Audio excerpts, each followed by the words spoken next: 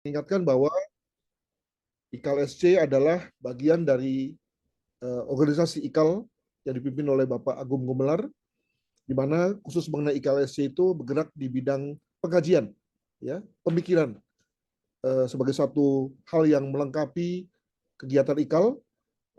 Ada yang bergerak di bidang golf, koperasi dan yang lain-lain. Maka tentu sebagai kelompok pemikir bangsa, ya, kelompok pemikir yang sudah dilatih untuk berpikir strategis di Lemhanas, maka tentu harus ada juga bagian dari IKAL yang berpikir tentang hal-hal strategis tersebut. Untuk itulah ISC berdiri, dan sejak 3 tahun seperti halnya diskusi-diskusi publik 2-3 mingguan seperti ini, kegiatan-kegiatan seperti pengkajian, penelitian, dan yang lain-lain, ya, untuk kemudian kita siapkan, kita buat secara rapih, dan kita berikan kepada ketua IKAL, kepada Gubernur Lemhanas, ya, untuk pada saatnya kemudian lalu dimanfaatkan oleh pengambil kebijakan. Dan kalaupun misalnya tidak, ya tidak apa-apa, ya, lebih kepada untuk diskurs kegiatan kita, pemikiran kita sebagai alumni Lemhanas. Bapak Ibu sekalian, pada kali ini kita akan mengadakan diskusi tentang suatu istilah, ya, atau jargon, bolehlah dibilang begitu, atau suatu konsep atau program juga boleh dibilang begitu, yang kita sebut sebagai hilirisasi. Sekarang ini orang di mana-mana ngomong tentang hilirisasi. Hampir sama dengan ketika dulu ngomong tentang globalisasi. Semua orang ngomong globalisasi. Tapi begitu ditanya, apa itu globalisasi? Apa ya? Gitu ya. Nah, artinya adalah bahwa kelihatannya pemahaman kita tentang satu konsep baru, satu program baru itu belum penuh. Apakah itu juga terkait dengan hilirisasi? Mungkin juga begitu. Atau mungkin juga kita semua sudah paham karenanya dan bisa mengikuti perbincangan-perbincangan yang muncul di berbagai media massa tentang hilirisasi, dan ketika pemerintah juga menginformasikan tentang perkembangan-perkembangan menyangkut program itu, kita pun juga bisa paham karenanya. Tapi kalaupun belum, maka menurut saya, atau paling nggak menurut ISC, adalah bagus bagi kita untuk membuat satu diskusi awal gitu ya, tentang apa itu hilirisasi, apa maknanya, apa implikasi dan manfaatnya gitu ya, sehingga lalu menjadi jelas bagi kita dalam rangka ketika kita menerima informasi seperti ini ke depan, atau kalau misalnya Bapak dan Ibu berada pada kesempatan untuk menjadi policy maker, ya, melakukan suatu intervensi, maka dengan pemahaman yang kita terima pada kesempatan hari ini, kita lalu bisa membuat semacam perbaikan begitu ya. Nah, untuk itu maka pada kesempatan ini sudah hadir, dan kami berterima kasih atas kesempatan yang diberikan, yang disediakan oleh dua pembicara kita. Yang pertama adalah saya panggilnya Mas saja ya, Mas Jahen Reski dari FEB UI, Fakultas Ekonomi Bisnis UI, Wakil Ketua Lembaga Penyelidikan Ekonomi dan Masyarakat FEB UI, ya. Selamat datang Mas Jahen, terima kasih telah berkesempatan untuk hadir. Ini terhitung junior saya nih, jadi saya senang juga nih ketemu junior yang cerdas ya, seperti Mas Jahen ini. Gitu. Yang kedua adalah Mas, saya panggil saja Mas lah, gitu, karena juga masih muda dan ganteng juga ini, ya. Mas Septian Haryoseto. Beliau adalah deputi bidang pertambangan investasi apalah, gitu, panjang sekali anunya, jabatannya mengindikasikan bahwa memang ini job yang penting ini dari Kemenko Marinvest. Terima kasih Mas Septian Haryoseto telah berkesempatan untuk hadir. Beliau masih di jalan dan on the way, dan pada saatnya akan sampai bersama-sama kita bergabung. Nah, kami harapkan dari dua narasumber ini kita mendapat semacam pencerahan, ya, tentang apa itu hilirisasi, apakah memang hanya ada satu model katanya, atau apakah itu bisa kemudian dikenakan pada semua jenis manufaktur atau industri-industri ekstraktif atau apalah begitu ya. Nah, moga-moga kemudian dari situ kita mendapatkan pencerahan. Nah, untuk pertama-tama, karena dalam hal ini Mas Jahen sudah ada di kantor, maka kami mengundang Mas Jahen untuk memberikan paparan dulu ya, selama 20 menit mungkin, atau lebih juga boleh sedikit lah gitu ya. Lalu kemudian kita bisa jeda dengan mengundang 2-3 pertanyaan.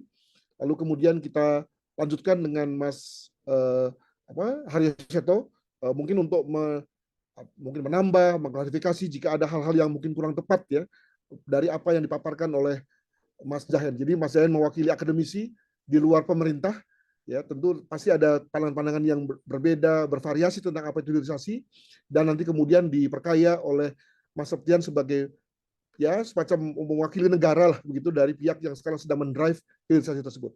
Demikian Bapak Ibu sekalian konteks diskusi kita. Saya harap kita bisa berdiskusi hingga jam 12 sekian gitu ya. Dan moga-moga pertemuan kita selama 2 jam ini ada gunanya bagi perkembangan intelektual kita. Baik, tanpa berpanjang kata, kami mengundang Mas Jahen untuk memberikan paparannya. Dipersilakan Mas Jahen. Baik.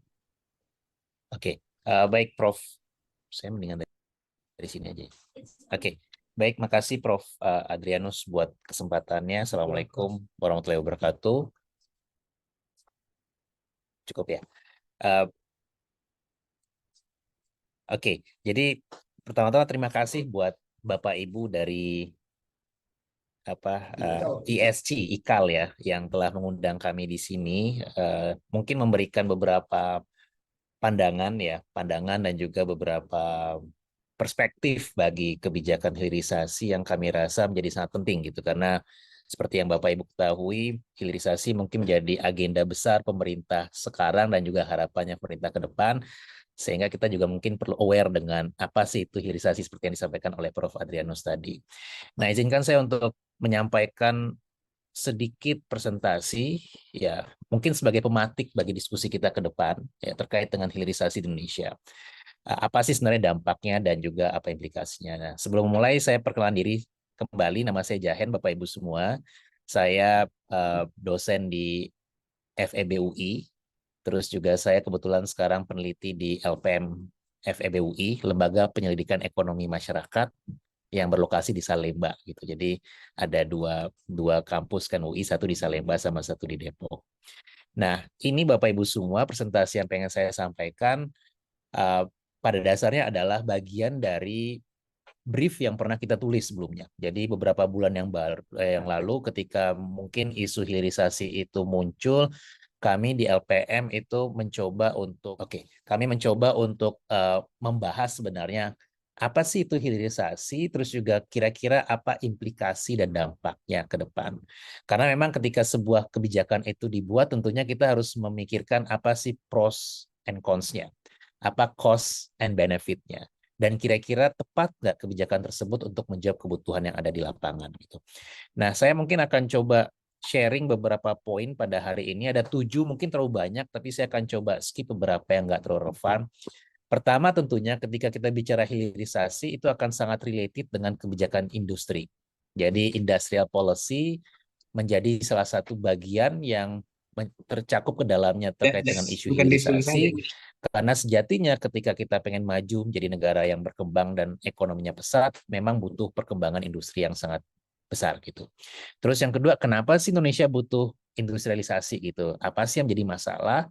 Yang ketiga mungkin isu-isu yang mendalami masalah industrialisasi, dan keempat, 5, 6, 7 mungkin saya akan bahas secara spesifik terkait dengan hilirisasi, khususnya terkait dengan ekspor mineral mentah. Nah, tadi seperti yang disampaikan oleh Prof. Adrianus di awal, kita mungkin akan mencoba memberikan perspektif ya, apakah kira-kira ada kebijakan hilirisasi lainnya yang bisa diambil gitu. Apakah sekarang yang dilakukan pemerintah itu sudah cukup tepat dan mungkin ada room for improvement ke depannya. Atau juga tadi pertanyaan, perlu nggak kita hilirisasi ke 21 komoditas lainnya? Gitu. Itu kan menjadi pertanyaan yang perlu kita ketahui, at least kita bisa mendiskusikan kira-kira perlu atau enggak.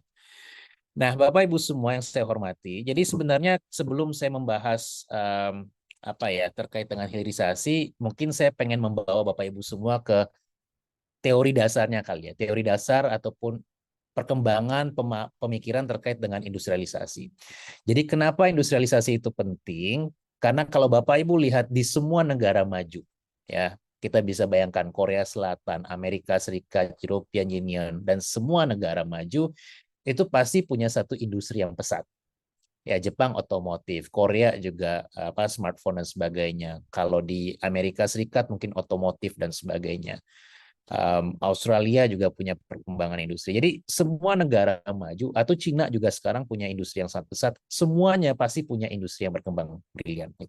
Jadi industri yang berkembang secara pesat atau proses industrialisasi merupakan bagian yang sangat penting bagi agenda pembangunan. Jadi kalau negara itu pengen maju menjadi negara yang berkembang atau punya income yang sangat tinggi, maka mereka perlu punya proses industrialisasi. Dan itu mampu meningkatkan pertumbuhan ekonomi. Kenapa? Karena pertama ketika kita bahas industri, pasti kalau biasanya hanya pekerja yang bekerja, sekarang dibantu mesin, output dari produksi akan semakin meningkat, ya kan? Terus di saat yang sama ketika kapasitas produksinya juga berkembang, kebutuhan pekerjaan juga semakin besar, ya. Dan juga adanya inovasi dan juga penggunaan sumber daya yang lebih optimal. Jadi harapannya nanti sebenarnya proses perkembangan ataupun pertumbuhan di sektor industri mampu memberikan pertumbuhan ekonomi jangka panjang yang berkelanjutan. Kenapa berkelanjutan? Karena nanti akan ada proses turunannya, akan ada peningkatan permintaan di sektor hilir dan sebagainya. Jadi itu ide dasarnya kenapa kita butuh industrialisasi. Yang kedua, kita juga perlu melihat sequence-nya Bapak Ibu semua. Jadi kalau melihat perkembangan suatu negara, itu biasanya kita menyebutnya sebagai transformasi ekonomi ataupun transformasi struktural. Jadi satu negara misalnya awalnya pasti akan dimulai dari sektor pertanian. Jadi pertanian, ketika pertaniannya berkembang, karena biasanya negara berkembang itu akan membutuhkan sektor pertanian yang maju, maka awalnya ekonomi itu akan ditopang oleh pertanian. Terus yang kedua juga dia akan shifting, salaman dulu sama senior. Sama yang kedua, Bapak Ibu semua, dia akan mulai shifting ke industri. Karena ketika ekonomi semakin pesat, mungkin kemampuan sektor pertanian untuk memenuhi kebutuhan ekonomi itu nggak cukup. Jadi mulai shifting ke sektor industri, maka mulailah berkembang tadinya yang hanya fokus di pertanian, mulai banyak melakukan kegiatan di proses manufacturing dan sebagainya. Dan terakhir ketika misalnya manufacturing sudah maju dan sudah menjadi key player dalam perekonomian, dia akan shifting ke services. Nah, sekarang jadi kita perlu tahu kira-kira bagaimana sih kondisinya. Jadi sektor manufaktur itu sangat krusial dalam transformasi ekonomi negara karena dia mampu memanfaatkan mesin dan teknologi sehingga nanti negara yang awalnya miskin ya dengan adanya kenaikan produktivitas dan sebagainya, adanya perkembangan kebutuhan tenaga kerja akan berkembang jadi negara maju. Terus yang kedua juga kenapa ini penting? Karena ketika kita bicara di era globalisasi tadi yang disampaikan oleh Prof. Adrianus, semua barang dan jasa itu akan interconnected. Jadi kalau misalnya kita beli barang kan nggak hanya barang dari Indonesia aja yang kita beli, ya kan?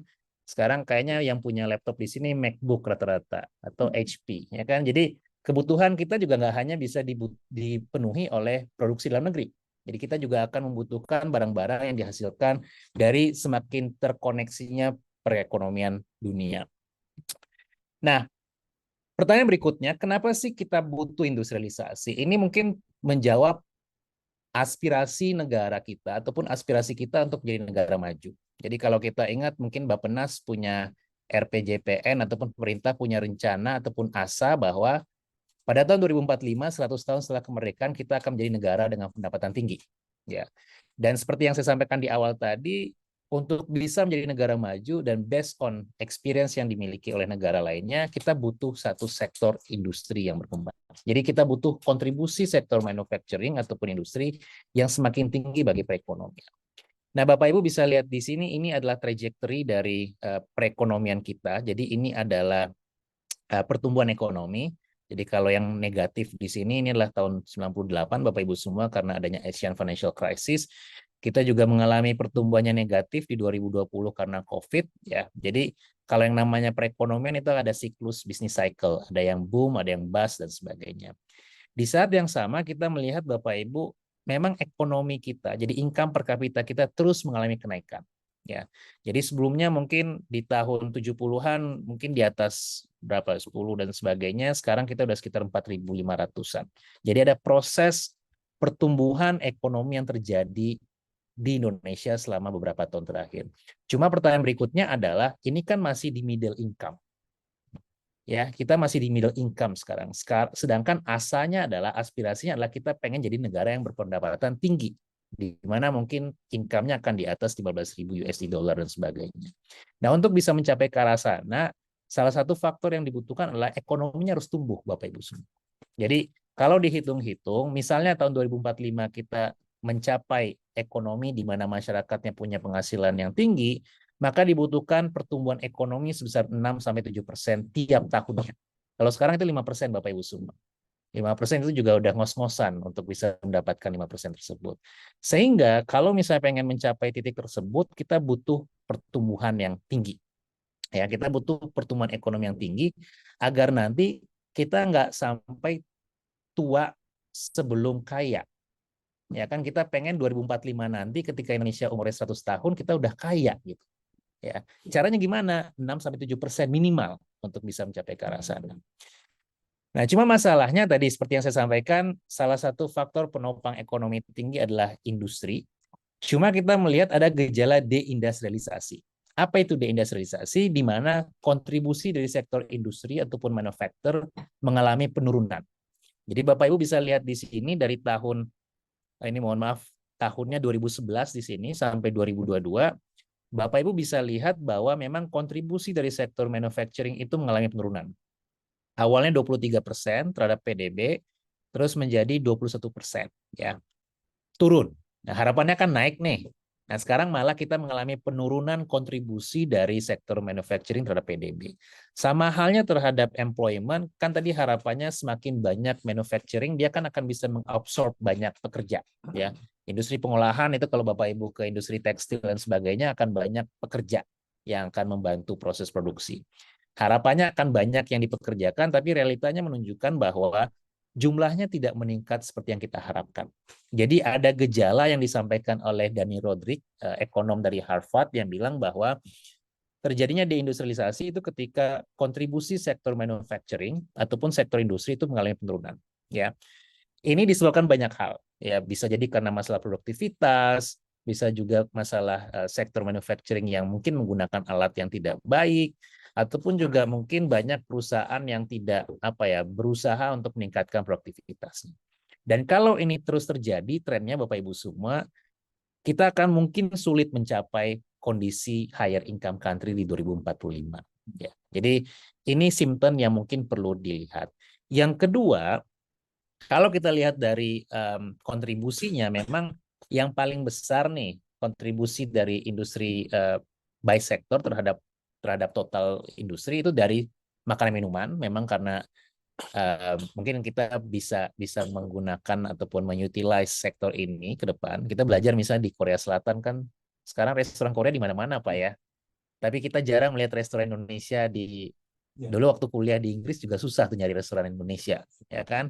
Padahal kita punya mungkin masakan ataupun makanan yang sangat luar biasa gitu. Nah, ini mungkin masih bisa dikembangkan, tapi juga kita lihat beberapa sektor lainnya yang punya kontribusi tinggi masih rendah, itu adalah industri pertambangan dan logam. Jadi ini mungkin yang menjadi landasan kenapa misalnya pemerintah itu mulai mengalihkan perhatiannya ke industri pertambangan ataupun logam, karena memang kontribusinya terhadap ekspor itu kontribusinya terhadap industri itu masih rendah. Ya, di tengah ekspornya cukup tinggi gitu. Jadi dia ekspornya tinggi tapi kontribusinya bagi industri pengolahan mungkin tidak terlalu besar. Nah, yang kedua juga ketika kita bicara masalah perdagangan dunia dan sebagainya, Bapak Ibu bisa lihat memang untuk bisa menjadi negara maju nggak hanya industrinya berkembang pesat, tapi juga dia mampu berkontribusi sangat signifikan terhadap perdagangan global. Ya. Kenapa Cina bisa maju? Karena mereka kontribusinya buat dunia itu 30% Bapak Ibu semua. Ya, jadi kalau misalnya Cina itu babak belur ekonominya, sepertiga global trade itu akan bermasalah. Ya. Semua negara maju pasti punya kontribusi yang sangat signifikan dari sisi trade. Dan kalau Bapak Ibu lihat di sini, memang trade openness ASEAN per PDB, jadi negara-negara ASEAN itu, Indonesia termasuk trade openness yang terendah. Jadi keterbukaan perdagangan kita cukup rendah. Artinya apa? Jadi kita masih banyak melakukan restriksi terhadap kegiatan perdagangan. Dan yang akan dirugikan siapa? Masyarakat. Bapak Ibu misalnya kalau beli handphone ke Singapura itu akan lebih mahal. Karena beli handphone di Singapura lebih murah ketimbang Indonesia. Ya kan?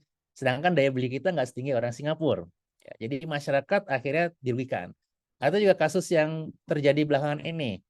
Kalau anak kereta kan KRL, Bapak Ibu semua, itu kan ada kasus pelarangan impor kereta bekas, banyak orang akhirnya harus kayak ikan sarden di dalam kereta, ya kan? Yang dirugikan siapa? Masyarakat pada akhirnya. Karena kita dibatasi pilihannya sehingga possible frontier welfare kita menjadi semakin berkurang gitu. Jadi itulah kenapa sebenarnya perdagangan bebas itu bukan satu hal yang harus dihindari. Kenapa? Karena sekarang dunia itu sudah menuju ke arah globalisasi. Ya, semua sangat terkoneksi. Kita mendengar kata-kata global value chain, di mana sekarang nggak semua produk itu harus dihasilkan oleh satu negara. Dia akan tergabung ke dalam satu struktur ekonomi. Nah, kita punya masalah di situ. Jadi trade openness kita cukup rendah dibandingkan dengan negara lain.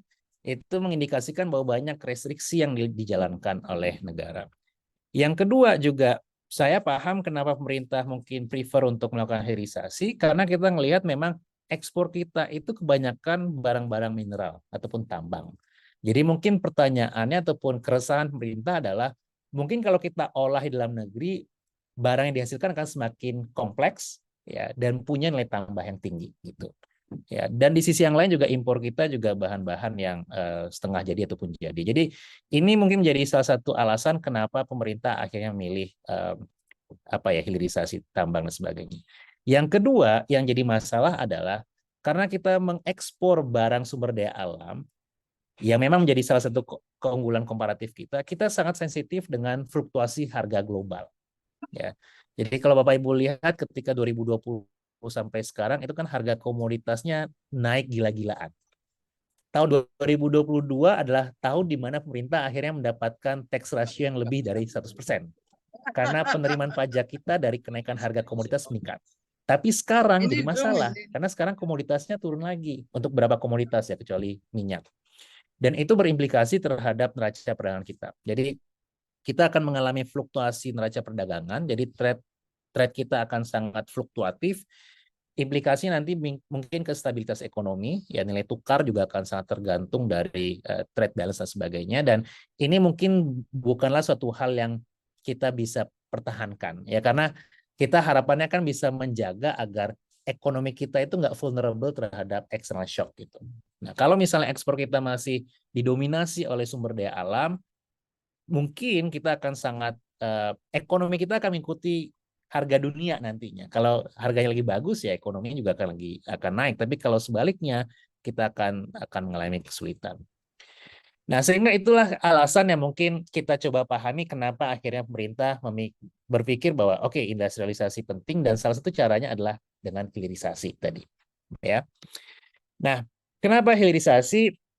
Jadi tadi mungkin karena pemerintah itu merasa bahwa komoditas kita itu punya nilai tambah yang cukup rendah, sehingga mungkin perlu dilakukan proses produksi yang lebih kompleks di dalam negeri, dan pemerintah sudah melaksanakan banyak atau menggulirkan banyak aturan. Jadi tahun 2020 baru-baru ini juga ada UU terkait dengan pertambangan, mineral, dan batu bara yang mengamanatkan untuk tidak mengekspor bahan mentah. Ya, jadi karena tadi bahan mentah itu banyak diekspor, respons pemerintah adalah kita larang ekspor bahan mentah, ya kan?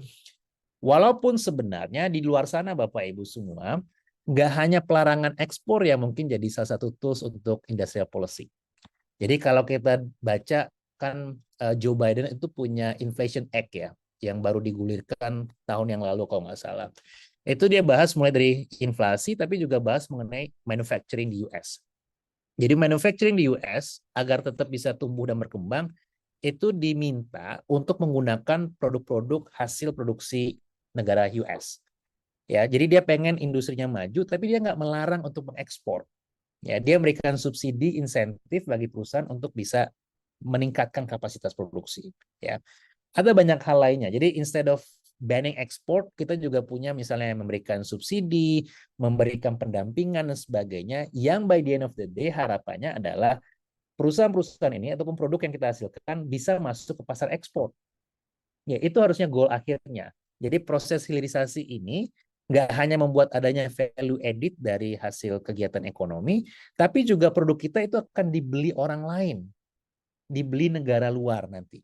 Karena sayang aja kalau misalnya kita produksi dalam negeri, tapi nggak ada yang beli nanti, ya kan? Itu yang menjadi masalah. Dan pelarangan ini juga nggak hanya ada banyak, jadi nikel, bauksit, timah, dan tembaga. Jadi ini mungkin nanti mungkin Mas Seto bisa juga menjelaskan kira-kira sektornya seperti apa. Tapi ini kayaknya direvisi ya, bukan hanya 8 sektor prioritas, tapi ada 21 kalau nggak salah ya Mas Seto ya sekarang. Yang akhirnya juga akan menjadi sektor lainnya yang dipilih oleh pemerintah untuk dilaksanakan hilirisasi. Ya. Nah, Terus juga pemerintah itu untuk saat ini mungkin fokusnya ke nikel karena pertama ada kondisi di mana satu kita adalah produsen nikel yang terbesar di dunia ya. Dan kita mungkin punya positioning yang sangat bagus in terms of global supply chain dari produk nikel. Terus nah itulah kenapa mungkin kita bisa memahami kenapa akhirnya nikel ini yang dipilih karena tadi di satu sisi kita punya sumber daya yang sangat luar biasa, di saat yang sama juga kebutuhannya menjadi sangat pesat gitu. Jadi mungkin pemerintah berpikir kenapa nggak kita bikin dalam negeri sehingga nanti ada nilai tambah yang mungkin mampu memberikan dampak signifikan bagi perekonomian kita. Tapi yang namanya pelarangan itu pasti akan banyak dampak positif negatifnya ya. Kalau Bapak ngelarang anaknya ini kan pasti anaknya protes ya kan, nggak boleh main dan sebagainya. Nanti dia ngambek sama bapak ibunya gitu. Nah ini juga yang terjadi gitu. Ya. Masalah yang terjadi adalah ketika kita hidup di era globalisasi, kebijakan yang kita timbulkan mungkin akan direspons secara berbeda oleh negara lainnya. Ya. Dan ini bukan hanya terjadi di Indonesia. Kita ingat di tahun 2022 awal ketika ada perang Ukraina sama Rusia kan itu kita melarang ekspor kelapa sawit kalau nggak salah, CPO ya. Di saat yang sama India merespons dengan melarang ekspor gandum. Ya, siapa yang dirugikan? Semua orang. Karena ketika ada pelarangan, suplainya terbatas, harganya jadi naik, Bapak Ibu semua. Ya, kalau harga naik, kemampuan kita untuk membeli jadi berkurang. Karena duit yang awalnya mungkin satu juta, harganya awalnya 20.000 naik ke 40.000 kan ada kenaikan yang membuat kita mendapatkan pengurangan dalam konsumsi. Ya, jadi ini yang terjadi, kebijakan tersebut akan pastinya direspons secara berbeda-beda oleh banyak negara dan mungkin kita bisa lihat bahwa harapannya kebijakan ini memang mampu memberikan dampak yang positif bagi masyarakat nanti. Ya. Nah, saya mungkin akan coba lihat dari sisi implikasi dampak ya. Ini kebanyakan based on teori. Kita sebenarnya lagi melaksanakan studi dampak dari hilirisasi di sektor mineral ataupun energi. Tapi ini lebih ke beberapa anecdotal evidence yang kita coba bahas. Jadi pertama, Bapak Ibu semua, ketika adanya larangan ekspor ataupun kebijakan hilirisasi yang dipilih dengan melarang ekspor, apa implikasinya? Ya. Saya coba merangkum beberapa hal yang kita pikir menjadi implikasi dari adanya kebijakan tersebut. Yang pertama adalah ketika kita melarang ataupun memban ekspor, ada distorsi. Ya, awalnya barang yang tersedia itu jumlahnya X, sekarang menjadi X minus berapa gitu. Ya. Ketika suplainya terbatas ataupun produksi yang terbatas, maka barang yang terbatas akan berimplikasi terhadap kenaikan harga. Ya. Kalau harganya naik, maka ini pasti akan mempengaruhi permintaan dan sebagainya. Gitu. Jadi secara global ini punya dampak yang cukup signifikan. Yang kedua, ini yang jadi sangat krusial. Kalau kita lihat di banyak negara, even kebijakan yang diambil oleh US, kebijakan hilirisasi yang mereka ambil itu by the end of the day memaksa perusahaan untuk bersaing di pasar global. Ya. Jadi perusahaan-perusahaan ini oke dibantu, diberikan subsidi dan sebagainya oleh pemerintah, tapi mereka dipush untuk bisa participate dalam global value chain dan sebagainya. Ini yang terjadi di banyak negara. Nah, di kita kebijakan yang sama udah sering kali terjadi. Ya, ada banyak proses misalnya industrialisasi di Indonesia dan sebagainya, tapi kebanyakan perusahaan ini kalau nggak bisa compete akhirnya meminta bantuan pemerintah kembali gitu. Jadi mereka sangat-sangat rely ke dalam bantuan yang bisa diberikan pemerintah. Ini yang harus kita hindari. Jadi kalaupun proses ini diambil, kita perlu memastikan bahwa semua yang dibantu ataupun sektor yang kita bantu nanti bisa masuk ke dalam pasar ekspor. Yang kedua, implikasinya adalah tentunya kalau misalnya ekspornya dilarang, maka devisa dari ekspor itu juga akan mengalami penurunan. Kalau nggak salah juga bea cukai udah mulai udah mulai pusing karena penerimaan pajak dari ekspor mengalami penurunan tahun ini, Bapak Ibu semua. Karena kan ekspornya dilarang gitu. Jadi implikasi lainnya adalah memang penerimaan negara akan mengalami penurunan karena penerimaan dari pajak ekspor juga akan turun. Nah, implikasi yang lain nanti saya juga akan coba jelaskan satu persatu adalah ketika kita ban apapun yang kita larang, contoh narkoba. Ya, narkoba kalau dilarang kan ada pasar gelapnya. Ya, ada pasar gelap di mana orang tetap menjual, memperdagangkan narkoba karena ada pelarangan, ada aturan yang melarang. Sama halnya kayak ada pelarangan praktik ekspor, pasti itu akan direspons dengan munculnya illegal market nantinya. Ya, ini teori ekonomis yang bilang mungkin kita perlu lihat apakah benar atau enggak, tapi biasanya pasar itu akan merespons secara cepat nantinya. Yang berikutnya juga mungkin akan terjadinya penurunan produktivitas karena pertama, ketika kita bicara hilirisasi, tentunya kita butuh kemampuan untuk bisa melakukan itu, ya kan? Proses produksi yang semakin kompleks mungkin dibutuhkan teknologi yang semakin maju, skill pekerja yang semakin baik dan sebagainya, dan untuk short period mungkin belum memberikan dampak yang cukup signifikan. Jadi adanya penurunan produktivitas, terus juga biasanya ini akan direspons. Misal awalnya ada apa ya, negara lain itu mengimpor barang dari Indonesia. Sekarang Indonesia itu melarang ekspor, pasti negara tersebut akan mulai mencari negara lainnya. Ya karena kan to be honest, nggak hanya satu produk itu nggak hanya per se jadi monopoli Indonesia, pasti ada negara lain yang juga punya komoditas yang sama yang mungkin bisa memenuhi kebutuhan negara lainnya. Terus yang terakhir juga mungkin ada batasan, jadi kalau misalnya Indonesia melarang ini, nanti akan direspons oleh negara lainnya, dan tentunya semuanya akan dirugikan gitu. Jadi ini mungkin secara garis besar implikasi dari pelarangan. Saya coba jabarkan satu persatu. Memang satu hal yang paling signifikan Bapak Ibu semua adalah ketika kita melarang ekspor, tadi pendapatan dari uh, penerimaan ekspor kita akan menurun. Ya, jadi salah satu hal yang terjadi adalah kita mengalami penurunan ya, penurunan penerimaan pajak dari biji nikel itu menjadi dari 1 miliar USD tahun 2019 menjadi nol dalam 3 tahun terakhir. Dan ini mungkin implikasinya adalah ke state revenue dan juga nanti penggunaannya. Karena kan harapannya penerimaan pajak bisa digunakan oleh pemerintah untuk spending-spending lain yang memberikan manfaat bagi masyarakat. Jadi itu satu. Yang kedua juga ya foreign revenue, dan kalau ini terjadi juga mempengaruhi devisa kita. Jadi kalau Bapak Ibu misalnya pendapatan devisanya menjadi berkurang, maka cadangan devisa kita juga akan turun. Ini akan berimplikasi terhadap balance of payment. Kalau misalnya turun, implikasinya apa? Nilai tukar kita juga akan mengalami pengurangan nantinya. Jadi devisa yang sangat terbatas akan berimplikasi terhadap exchange rate, dan rupiah kita juga kemungkinan besar akan terus melemah gitu. Tapi ini juga tergantung dari seberapa besar porsi devisa yang hilang. Ya, kalau semakin besar pastinya akan memberikan dampak yang signifikan terhadap kehilangan devisa. Jadi kalau kita asumsikan di sini, kalau misalnya pungutannya hilang sebesar 10%, maka penerimaan pajak kita dari ekspor nikel itu akan hilang sebesar 4,84 triliun. Ya, sangat signifikan angkanya. Jadi ini mungkin cost yang harus dikeluarkan ketika kita memilih kebijakan banning ekspor. Ya.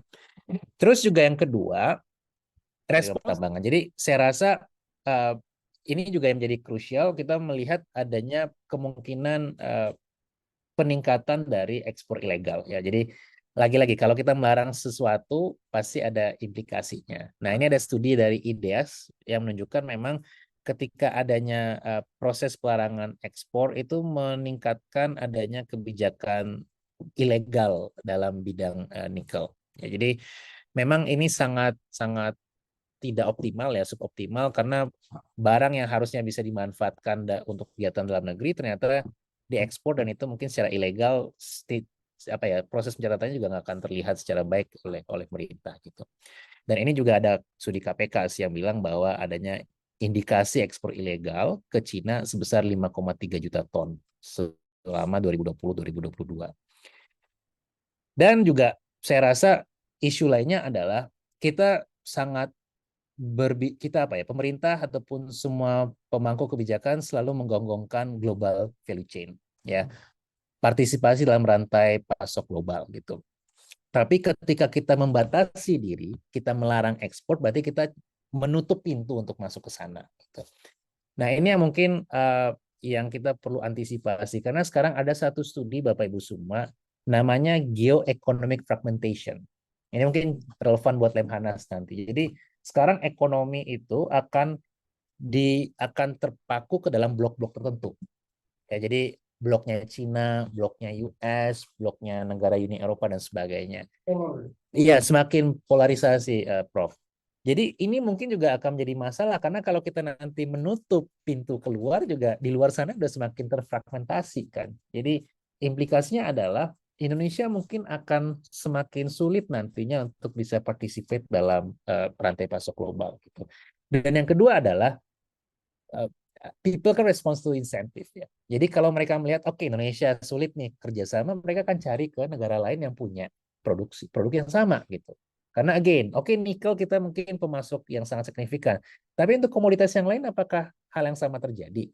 Ya kan? Ini mungkin yang perlu diketahui. Apakah memang kita key players untuk sektor-sektor lain yang kita pengen hilirisasi? Karena kalau enggak, kebijakan tersebut mungkin akan backfire nantinya. Ya, instead of negara maju akan membeli barang kita, mereka akan tinggal pergi ke negara lainnya yang mungkin akan willing untuk berkolaborasi dengan negara kita. Jadi ini mungkin beberapa hal yang memberikan apa ya dampak negatif.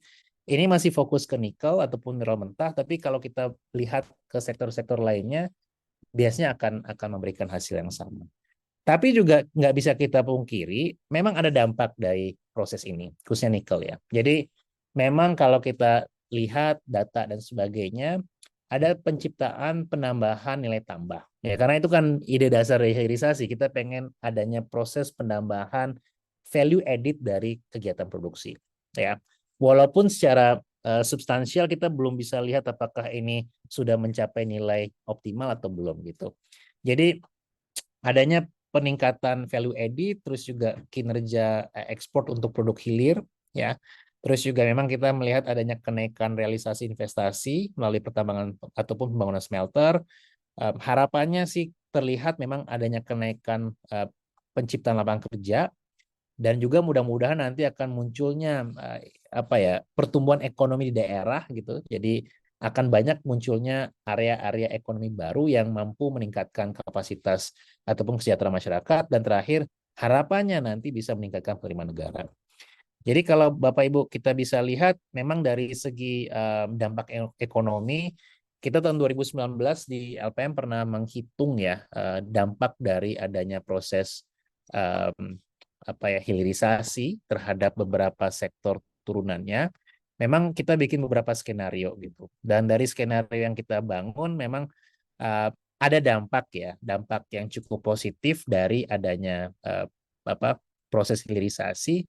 Tapi ini hanya kita lihat benefit dari apa ya kegiatan ekonominya kan juga di saat yang sama ada cost yang muncul gitu, cost yang muncul dari pelarangan dan sebagainya. Nah di sisi ini kita hanya melihat dampak ekonominya, kita nggak bisa melihat net effect dari manfaat yang didapatkan dengan cost yang harus dikeluarkan dari kebijakan tersebut. Tapi in terms of economic impact memang adanya kenaikan output ya yang dihasilkan dari adanya hilirisasi. Terus yang kedua juga memang harapannya nanti kinerja ekspor untuk produk hilir akan meningkat. Jadi kalau kita lihat di sini Bapak Ibu semua setelah adanya kebijakan hilirisasi tahun 2022 itu baik nilai ya dan volume. Kita nggak pengen hanya nilai, tapi volumenya juga naik gitu. Nah ini memang menunjukkan kenaikan. Jadi adanya peningkatan yang cukup pesat untuk sektor nikel karena adanya proses hilirisasi. Jadi ini mungkin juga benefit yang didapatkan karena adanya proses hilirisasi tersebut. Terus juga yang berikutnya, memang ini yang menjadi masalah dari hilirisasi adalah ini padat modal. Ya, jadi butuh investasi yang sangat besar karena kita pengen membangun industri-industri yang mampu membantu proses hilirisasi nggak hanya sektor tersebut tapi juga dari hulu ke hilir. Nah, untuk bisa memenuhi kebutuhan tersebut, memang nggak cukup dari dalam negeri. Jadi kita butuh investasi baik dari asing maupun dari dalam negeri. Kenapa? Karena geng kita punya kapasitas yang terbatas gitu. Jadi memang dengan adanya kebijakan ini, maka kebutuhan investasi ataupun realisasi investasi meningkat cukup pesat. Pertanyaannya adalah, apakah ini bisa direplikasi di sektor-sektor lainnya? Ya kan? Apakah itu juga menjadi apa ya meningkatkan appetite dari investor lainnya? Karena untuk nikel memang tendensinya kan orang ke sana semua sekarang, ya kan? Orang berubah ke penggunaan EV dan sebagainya, ada isu transisi energi dan sebagainya. Tapi kalau ke sektor lainnya kira-kira mudah nggak untuk attracting these investors? Itu kan pertanyaan berikutnya gitu. Dan kalau misalnya sulit, kenapa dipaksakan gitu? Kenapa kita nggak mencoba untuk participate dalam global value chain. Terus yang kedua juga memang beberapa penerimaan hilirisasi nikel emang naik ya, karena memang kita meningkatkan value added-nya, tapi ada foregone revenue dari sektor lainnya. Gitu. Jadi ada two side of coins ketika mengambil kebijakan ini, dan memang perlu dilihat kira-kira net benefit-nya lebih besar nggak ketimbang cost yang dihasilkan. Nah, mungkin sebagai penutup, karena saya kayaknya udah kelewatan ini, mohon maaf Bapak Ibu semua, tapi saya rasa tentu kita butuh mensupport pemerintah ya, kira-kira apa yang bisa dilakukan, sehingga nanti kebijakan yang diambil itu pada dasarnya ataupun pada akhirnya mampu mencapai tujuan yang diharapkan gitu. Nah, seperti yang saya sampaikan di awal, yang namanya hilirisasi itu nggak hanya satu aja, pelarangan ekspor. Jadi kita juga mungkin bisa melakukan kebijakan lainnya seperti meningkatkan meningkatkan subsidi bagi sektor unggulan. Atau yang kedua juga membantu sektor-sektor yang sudah cukup berkembang mencari pangsa ekspornya. Ya, karena ini yang menjadi resource curse yang kita hadapi. Kita selalu terbelenggu dengan jumlah penduduk yang 275 juta jiwa, Bapak Ibu semua. Akhirnya kalau nggak masuk pasar ekspor ya udah, karena kan akan banyak pembeli dalam negeri nantinya. Itu yang membuat disinsentif bagi banyak pelaku usaha untuk masuk ke pasar ekspor. Sedangkan untuk bisa maju kita perlu mengekspor barangnya, karena akan semakin banyak kue yang akan yang tersedia nantinya. Nah, kebijakan larangan ekspor memang ada manfaat dan implikasi, dan kita perlu tetap harus mempersiapkan diri terhadap risiko dan trade off. Tapi ini yang saya highlight di sini, larangan ekspor mungkin bukan satu-satunya strategi untuk mendorong hilirisasi, ya. Dan kami juga merasa bahwa mungkin nggak semua sektor perlu dilakukan gitu. Ya, seperti kayak kita bilang, apakah Korea Selatan itu hilirisasi semua sektornya? Enggak kan? Ya, jadi mungkin kita juga perlu memilah-milah mana sektor-sektor yang kita mampu, kita punya kapasitas, dan memang akan memberikan dampak yang luar biasa bagi ekonomi ke depan. Ya, tapi jangan sampai kebijakan itu hanya berdasarkan economic nationalism. Ya, jadi memang kesannya oke ya, tapi lagi-lagi kita perlu justifikasi, benar nggak sih kebijakan ini pas. Jangan karena kita lihat, oh ada 27 komoditas, kayaknya semuanya harus kita lakukan sendiri gitu.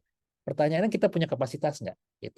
Seberapa mungkin kita bisa meningkatkan kemampuan produksi dan sebagainya, itu juga sangat penting. Yang kedua, ini juga perlu dipikirkan, kebijakan proteksi itu harus dilakukan dengan atau dibarengi dengan kebijakan industri yang komprehensif. Seperti yang saya sampaikan, kita pernah punya kebijakan yang sama di rotan, Bu.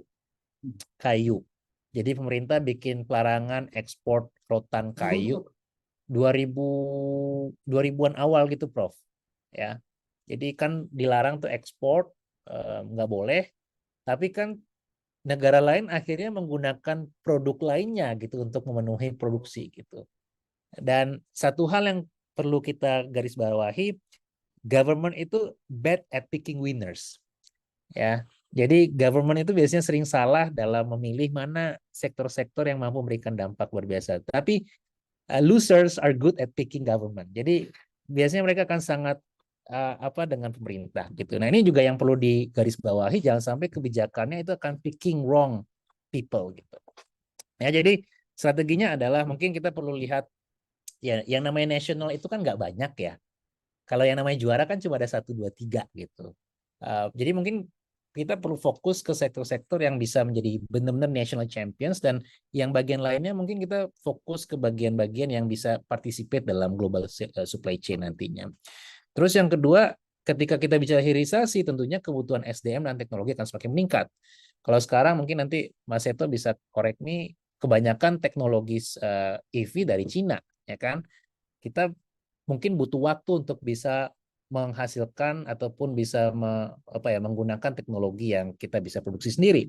Nah, sehingga pertanyaan berikutnya adalah kita gimana kondisi sekarang? Dibutuhkan investasi yang signifikan dalam peningkatan SDM dan juga teknologi. Jadi pendanaan buat R&D dan sebagainya mungkin sangat penting, dan ini yang menjadi sangat sulit ketika kita kolaborasi dengan negara luar, transfer ilmu kali ya. Kalau kayak sama Jepang dan sebagainya, mungkin proses transfer ilmunya nggak gampang, sehingga kita sangat tergantung dengan luar gitu. Terus juga yang namanya kebijakan lainnya seperti insentif fiskal, saya rasa sangat krusial ya. Jadi proses insentif kita juga mungkin belum berjalan secara optimal dan mungkin bisa terus dikembangkan. Grand design industry ini juga mungkin sangat related dengan tumpang tindihnya kebijakan antara perindustrian sama perdagangan gitu. Karena kalau di industri kan pasti proteksi industri dalam negeri, kalau perdagangan gimana caranya kita bisa, ya itu yang sering kali terjadi. Contohlah kasus TKDN kan, karena TKDN-nya harus di-comply oleh perusahaan, kita akhirnya nggak bisa mendapatkan produk-produk lainnya gitu. Ini menjadi problem sebenarnya. Ya jadi mungkin ini 2 slide terakhir, jadi beberapa slide terakhir. Jadi kebijakan makro mungkin kalau bisa kita summarize, ya fiscal policy, karena gini, ketika kita bicara ekspor dan sebagainya, hubungannya ke devisa akan juga berimplikasi ke macroeconomic structure kita. Ya, kalau misalnya devisa kita berkurang, maka cadangan devisa kita akan turun dan exchange rate nanti juga akan menjadi masalah. Tapi di saat yang sama, ketika kita pengen bangun industri yang baik, tentunya punya human development yang baik, terus juga political institutions yang oke.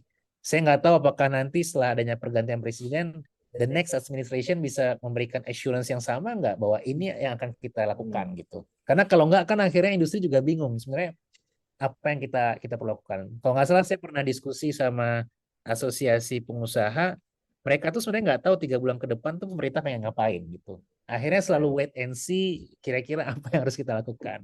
Ya, assurance ini sangat penting. Terus yang kedua, terakhir juga mungkin rule of law, ketidakpastian pasti bikin orang sangat berhati-hati. Tadi kayak kita bicara jalan tol ya Pak ya, nggak pasti kan ini bisa bangun nggak jalan tolnya atau enggak gitu. Butuh kepastian sehingga nanti orang juga akan secara signifikan masuk dalam kegiatan ekonomi.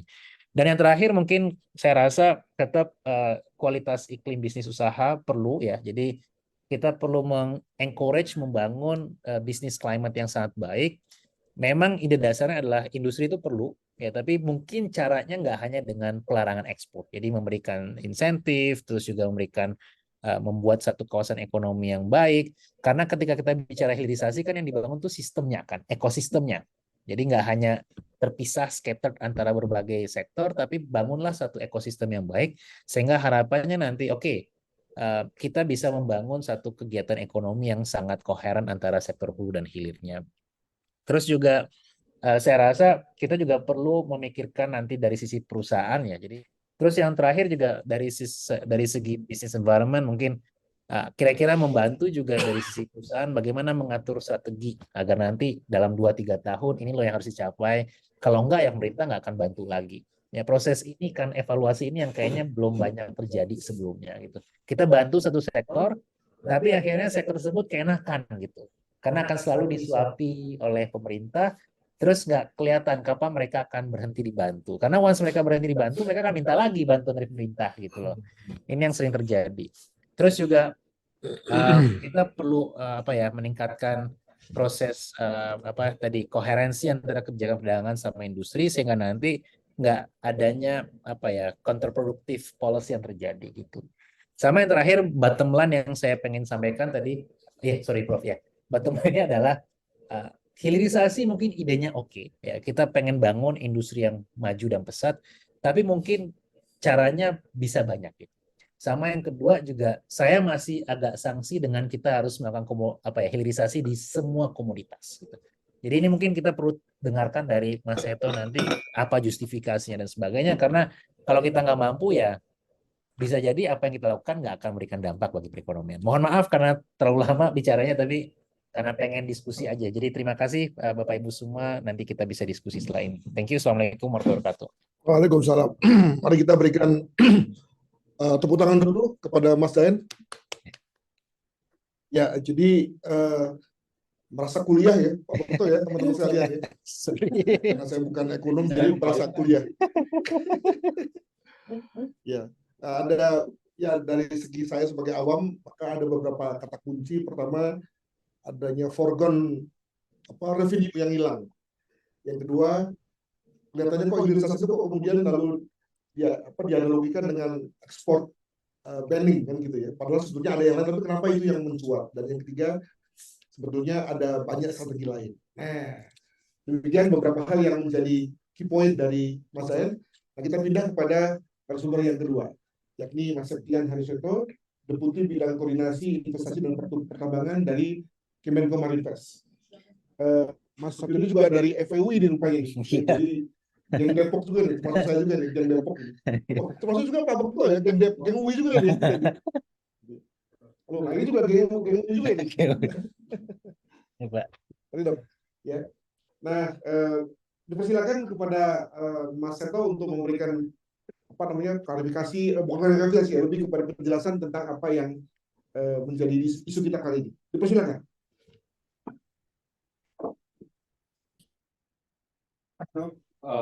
Terima kasih Prof. Adrianus, Mas Jahed ya, dan seluruh teman-teman dari ISC yang hadir. Terima kasih sudah mengundang saya pada pagi siang hari ini. Saya kira saya akan menyampaikan beberapa poin-poin utama ya terkait dengan hilirisasi ini dan bagaimana kemudian pemerintah melihat hilirisasi ini ke depannya ya.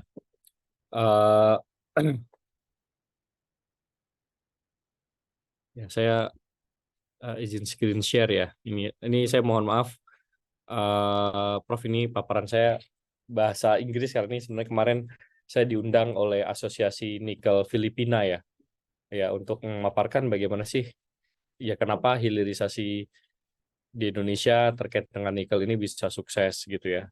Apa-apa saja kuncinya terkait dengan ini dan ya sebenarnya mereka pengen belajar juga bisa nggak ini diterapkan di Filipina gitu ya.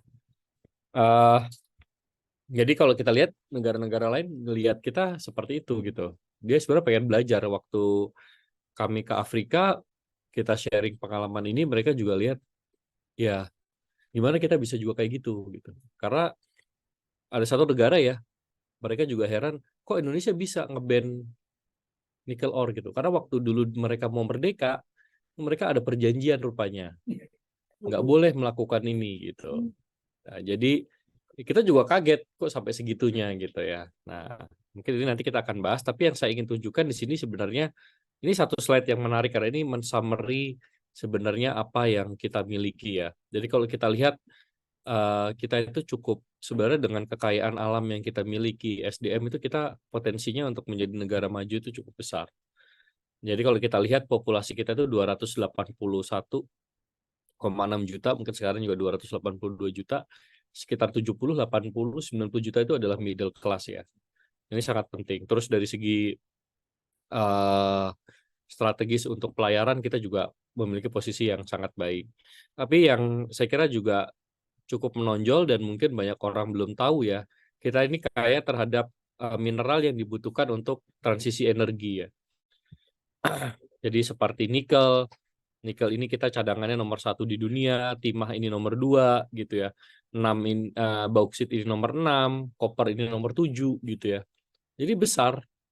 Cuma ya itu tadi kalau saya boleh bilang selama ini ya, nah ini mungkin kesalahan senior-senior saya juga nih Prof kalau boleh dibilang, kita tuh diajarin hanya ekonomi ayam dan monyet. Kenapa saya bilang seperti itu? Coba ayam itu cari makannya gimana sih? Iya kan? Dia coba gali-gali aja makan, gali-gali aja makan. Sama. Kita juga begitu. Kita gali-gali ekspor. Gali-gali ekspor gitu kan. Nggak ada sama sekali diolah, dimasak dulu apa segala macam gitu ya. Sama juga monyet. Monyet kan makan buah, petik dimakan, petik dimakan. Jadi mindset ini yang menurut saya selama bertahun-tahun ada di kita ya. Kita tidak pernah melihat ini sebagai menurut saya satu kesalahan gitu ya yang cukup fundamental kalau menurut saya. Nah, hilirisasi ini sebenarnya bukan hanya dimulai dari zamannya Pak Jokowi. Kalau kita lihat Undang-Undang Minerba tahun 2009 zamannya Pak SBY sebenarnya ini pertama kali diamanatkan di situ. Bahwa kita dikasih waktu 5 tahun untuk mempersiapkan hilirisasi ini dilakukan ya supaya kemudian tadi setelah 5 tahun kita ekspor ban, investasinya udah masuk semua, ya kemudian ini yang bisa menggantikan tadi pendapatan apa segala macam yang hilang karena kita melakukan ekspor ban. Nanti saya bisa ada cost and benefit analisisnya dari segi pajak yang kita bisa hitung. Nah jadi ya ini sebenarnya satu proses. kalau saya lihat ya. Jadi memang ini regulasi dimulai oleh zamannya Pak SBY, ketika implementasi dilakukan oleh Pak Jokowi, dan ini bukan hal yang mudah terus terang, karena untuk melakukan ini perlu konsistensi dan keberanian. Bukan hanya kita di-challenge di dalam negeri ya, banyak yang ngelobi supaya ini dulu dibuka lagi gitu ya. Tapi juga dari negara luar kita menghadapi misalnya Eropa, WTO. Saya akan cerita nanti ke sana. Tapi tadi Mas Jahen sebenarnya sudah menyebutkan ya, ketika kita terlalu berpaku terhadap komoditas ya. Kalau kita lihat di sini, saya bandingkan Indonesia, Thailand, dan Malaysia ya. Kita mulai di stage yang hampir sama di tahun 68 ya. Tahun 68 ya. Ini manufacturing export ya, ekspor untuk produk-produk perindustrian ya. Kalau kita lihat Indonesia ini mulainya yang sama gitu ya. Tapi kita di bawah persentasenya terhadap total ekspor kita. Dibandingin dengan Malaysia, dibandingin dengan Thailand jauh ya. Kalau kita lihat strukturnya nih 2014 Indonesia, komposisi ekspornya Indonesia batu bara ya masih gede, petroleum gas, palm oil, segala macam masih besar sekali. Coba kalau kita bandingkan dengan Malaysia misalnya, dia udah electronic integrated circuit, semikonduktor, segala macam ini udah besar, komponen-komponen komputer gitu ya. Jadi kita ketinggalan jauh. Tadi dampaknya apa? Dampaknya adalah ya kalau harga komoditas lagi turun segala macam ya kita terasa, karena account kita defisit, rupiah kita gonjang-ganjing segala macam ya. Sebenarnya sangat ya kalau boleh dibilang ya kita tergantung tadi, roller coaster disebutnya. Ya. Ini kita lihat di 2013 misalnya. Kita waktu itu disebut Fragile Five ya. Fragile Five kenapa? Karena ya kita digabungkan dengan Turki, South Africa, Brazil, India yang memiliki current account deficit yang cukup tinggi gitu ya. Malah di antara upper middle income country ya, kalau kita lihat kita yang punya trade deficit dan current account deficit dua-duanya gitu. Jadi secara trade ekspor barang dan jasa kita defisit ya, current account-nya kalau kita masukin komponen jasa juga defisit gitu. Ini juga yang kita lihat ya, ini salah satu sumber kalau boleh dibilang kenapa kemudian makroekonomi kita dulu itu kayak roller coaster gitu ya. Kalau lagi harga komoditi naik, batu bara naik, CPO naik, wah semuanya pesta gitu kan. Tapi ketika turun segala macam, ya udah daerah-daerah Kalimantan Timur, Sumatera yang harga CPO-nya turun, ya udah mereka ekonominya akan terhambat.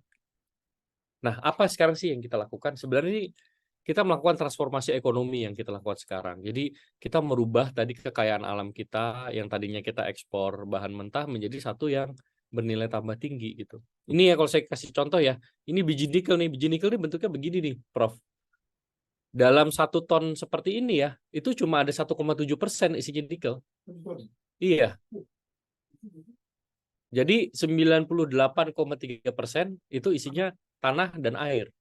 Jadi kalau kita mau bilang ekspor tanah air, ya ini ekspor biji nikel.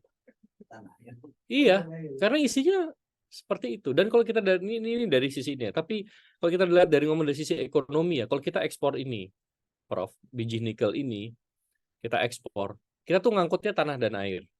Jadi biaya transportasi yang kita keluarkan itu hanya mengangkut tanah air. Ya, itu nggak akan efisien. Jadi akan lebih efisien misalnya kalau saya sebagai pebisnis, saya bangun aja smelternya dekat tambang. Jadi saya bisa save misalnya Prof $14 biaya transport dari Indonesia ke Cina kalau kita ini. Itu kira-kira $14. $14 pun itu 98,3%-nya kita ngangkut tanah sama air. Jadi kalau dibagi per nikel metalnya ya, kandungan pure nikelnya, transportation cost-nya itu sangat mahal. Gitu. Nah sekarang apa yang dilakukan? Ya kemarin nanti saya akan ngomong kita embed ekspornya, kita undang investasinya. Sekarang saya kira eksportir stainless steel nomor 2 di dunia. Ya. Nah, ini kemudian kita melangkah lagi untuk yang baterai lithium. Karena ternyata kenapa di nikel kita yang kadar rendah itu justru yang sekarang paling cocok untuk dibikin bahan baku baterai. Kadar rendah nih, yang dulunya dibuang-buang. Dulunya ini jadi overburden, nggak dipakai. Tapi 2021 ada satu pabrik yang udah selesai, kita mulai invest di 2018, 2021 pabrik ini selesai, ada 2, bisa nih. Yang kadar nikelnya cuma 1,1%, 1,2%, yang nggak bisa diolah sama sekali. Jadi ini sekarang jadi satu yang berharga. Dan ternyata di dalam situ ada kobaltnya juga. Jadi kita sekarang eksportir kobalt nomor 2 di dunia setelah Kongo. Sebelumnya 0. Ini karena apa? Karena tadi kita bisa mengolah biji nikel yang kadar rendah. Ininya. Ada kobaltnya, ada mangaannya gitu. Jadi kalau saya ngobrol sama teman-teman investor yang perusahaan baterai, aduh, dibilang tuh ngapain kita jauh-jauh ke Afrika? Di Indonesia kita bisa dapat nikel, bisa dapat kobalt, bisa dapat mangaan semua dalam satu biji nikel itu kita bisa dapat semua. Jadi di Afrika saya harus ngadepin, sorry tuh saya, warlord itu harus ngeluarin duit apa segala macam. Di sini ya kita bisa dapat semuanya gitu. Jadi tidak heran kemudian Indonesia jadi destinasi investasi utama untuk bahan baku baterai sekarang. Ya. Nah, kemudian kenapa sih pilihannya export prohibition gitu, export ban, kenapa? Satu, karena kita nggak bisa bersaing kalau harus ngasih subsidi. Ya, ini sederhana. Kalau untuk developing countries, ini kebijakan yang banyak dipilih. Ini saya ambilkan contoh ya, beberapa komoditas dan negara-negara yang melakukan ban terhadap ekspor bahan mentahnya. Kenapa kita nggak bisa bersaing? Karena nggak ada duitnya. Bapak tahu TSMC itu adalah satu produsen semikonduktor terbesar di dunia ya, TSMC, perusahaan Taiwan. Invest di Jepang. Investasinya kira-kira sekitar 10 miliar dolar. Pak, pemerintah Jepang melakukan subsidi hampir setengahnya. Jadi biaya investasinya setengahnya dikasih pemerintah Jepang. 5 miliar dolar. Apakah kita mau compete seperti itu? 5 miliar dolar itu sekitar 75 triliun. Hanya untuk satu proyek. Nggak bisa. Kita nggak bisa compete dengan negara-negara maju yang menerapkan subsidi yang gila-gila. Tadi Mas Jahen bilang Inflation Reduction Act. Itu ada 370 miliar dolar yang disediakan oleh pemerintah Amerika Serikat untuk menarik investasi dari luar negeri masuk ke Amerika, dikasih segitu, Pak. Kita mau compete sama seperti itu? Nggak bisa. Kalau kita mau kasih subsidi segala macam, nggak bisa. Nggak akan kuat. Yang mendingan duitnya kita bikin pendidikan, beasiswa, ya kan, sekolah gratis. Jadi kebijakan industrial policy-nya kita harus realistis. Apa yang kita punya, itu yang kita pakai. Sekarang Uni Eropa, saya kemarin baru diundang dari Amsterdam, Prof, bicara soal baterai. Mereka juga bingung ngadepin Amerika. Karena perusahaan-perusahaan Eropa yang tadinya udah invest, komit di Eropa, sekarang bilang, lu kasih dong sama kayak Amerika. Kalau enggak, gue prioritasin dulu investasi gue di Amerika. Ini mereka lagi consider mau bawa ini ke WTO juga. Saya bilang ya silakan aja lawan Amerika gitu. Kalau kita kan Pak masih negara berkembang, ya kita cari celahnya. Gimana kita bisa masuk ke dalam pasarnya mereka. Nanti saya akan cerita apa upaya yang kita lakukan. Tapi industrial policy ini adalah kebijakan. Pilihan kebijakan apa yang paling bagus. Ya kalau kita sekarang, Pak, kita punya kekayaan alamnya kok. Ya kita mau investasi ini masuk, ya kan? Pilihannya kita punya dua, kita subsidi supaya dia masuk, atau kita larang aja ekspor ban-nya. Pelaksanaan ekspor ban, nanti saya jelaskan. Memang ada foregone revenue, tapi saya bisa tunjukkan bahwa revenue pajak yang dihasilkan dari investasi smelternya itu jauh lebih besar dibandingin foregone revenue. Kita hitung waktu itu cost and benefit-nya. At the end kita juga mikir sebagai pemerintah. Kalau kita larang gitu ya, kita larang, kira-kira nih ya, ekonomis nggak sih orang itu invest di Indonesia? Kalau dia merasa, saya lebih untung nih invest di Indonesia dibandingin saya bangun smelter saya di Cina gitu kan. Ya pasti dia akan datang ke Indonesia. Dan itu yang kita buktikan di nikel. Kenapa kita tahu dalam 1 ton nikel ore ini cuma 1,7%. Dia capek-capek harus transport itu ke sana. Di sini dia tinggal bangun smelternya, dia olah di sini, dia hasilkan produk yang kadar nikelnya jauh lebih tinggi. Jauh lebih efisien, jauh lebih ekonomis gitu ya. Makanya kemudian itu berhasil. Apakah ada contoh yang nggak berhasil? Ada. Dan itu banyak. Karena dia nggak mikir bahwa, oke, kalau saya ini larang, kira-kira investornya akan datang nggak sih saya? Itu lebih kecil. Ya kita fiscal cost-nya nggak gede kok. Tapi kita bisa dapat setelah 5 tahun, pendapatannya berkali-kali lipat. Gitu kan. Jadi, ya ini tadi ya, sebenarnya seperti orang mancing aja. Kita ngasih insentif ini. Ya kalau kita suruh compete tadi ya, ngasih subsidi 75 triliun, ya bengek lah APBN kita. Nggak akan bisa. Nah, kemana sih nikel ore kita ini diekspor sebelumnya, Pak? Itu kota bilang 99% ya. Terakhir ya, ini data saya 2019 ya, ketika terakhir itu diperbolehkan. 99% Pak, itu diekspornya ke Cina. Saya sempat ngomong untuk ke Uni Eropa ya, waktu kita digugat di WTO 2019. Lu kenapa sih? Kita cuma ekspor ke Ukraina itu cuma 2%. Ngapain? Ngapain lu bawa-bawa kita ke WTO? Nggak ada kok. Gitu. Kita ekspor nikelnya ke Eropa, ngapain? Apa sih yang terganggu kebijakan ekonominya di sana? Jadi ini juga satu hal yang buat kita juga kesel. Loh, ini kan sovereignty. Kalau saya ngomong sama mereka, ini kan hak kebangsaannya kita, sovereignty. Kita punya sebagai pemerintah kewajiban untuk mensejahterakan rakyat kita. Ya kan? Ya ini salah satu kebijakan yang kita lihat sangat penting gitu. Kenapa Anda kemudian menggugat gitu. Jadi kalau saya bilang dulu ya waktu kita zaman penjajahan Pak di daerah Halmahera Maluku kan lada rempah-rempah ya. Dulu sempat dilakukan ban rupanya. Saya pelajari secara apa yang dilakukan oleh negara-negara Eropa ini, dia kirim tentara. Ya kan? Dia kirim tentara, dia bumi hanguskan itu kan. Sekarang apa yang mereka lakukan? Ya mereka bawa kita ke WTO. Emang seperti ini. Saya ngomong dengan teman-teman di negara Afrika, mereka merasakan yang sama. Jadi jangan kita berharap ya negara maju itu dengan tulus. Ambil contoh yang bauksit ya Pak. Bauksit kita baru bulan Juni. Saya waktu itu ya, wah ini kalau bauksit kita harus kerja keras nih. Karena kan kita peringkat 6 dunia, bukan yang kontrol nomor 1 ya. Tapi kenyataannya Pak, saya sekarang handle ada 2 atau 3 proyek ya.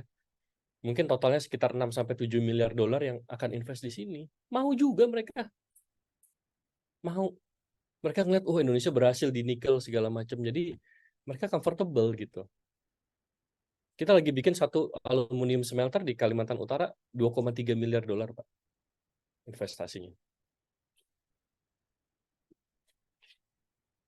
Nah ini ya, tadi ya kalau kita ngomong-ngomong soal export revenue ya, ini kita bukan ngomong pendapatan negara Pak ya, tapi dari segi revenue ekspor ya. 2014 itu kita hanya 2,94 miliar dolar. Ini udah semuanya nih saya masukin nih. Nikel ore, iron and steel apa segala macam. Ini 2,94 miliar dolar. Kalau hanya nikel ore doang, angkanya kira-kira 1,1. Nah, tahun lalu Pak kita 34,2 miliar dolar. Jadi saya akan tunjukkan nanti kontribusi dari segi makroekonomi ya, stabilitas ya. Karena dengan revenue yang lebih besar, current account kita bisa surplus, trade ya kita bisa surplus, rupiah kita bisa lebih stabil gitu. Ini penting ininya. Nah, kita sekarang di sini nih, kalau untuk baterai ya, kita sekarang di nikel dan kobalt sulfat ininya, proses hilirisasi kita. Kita lagi melangkah ke prekursor sekarang. Nanti prekursor jadi katoda sampai ke baterai sel ya. Ini baterai sel kita lagi bikin pabriknya di Indonesia, pertengahan tahun depan mungkin akan beroperasi ya. Jadi ini akan mensuplai baterai untuk mobil listrik ya Hyundai yang diproduksi di Indonesia. Ini ya.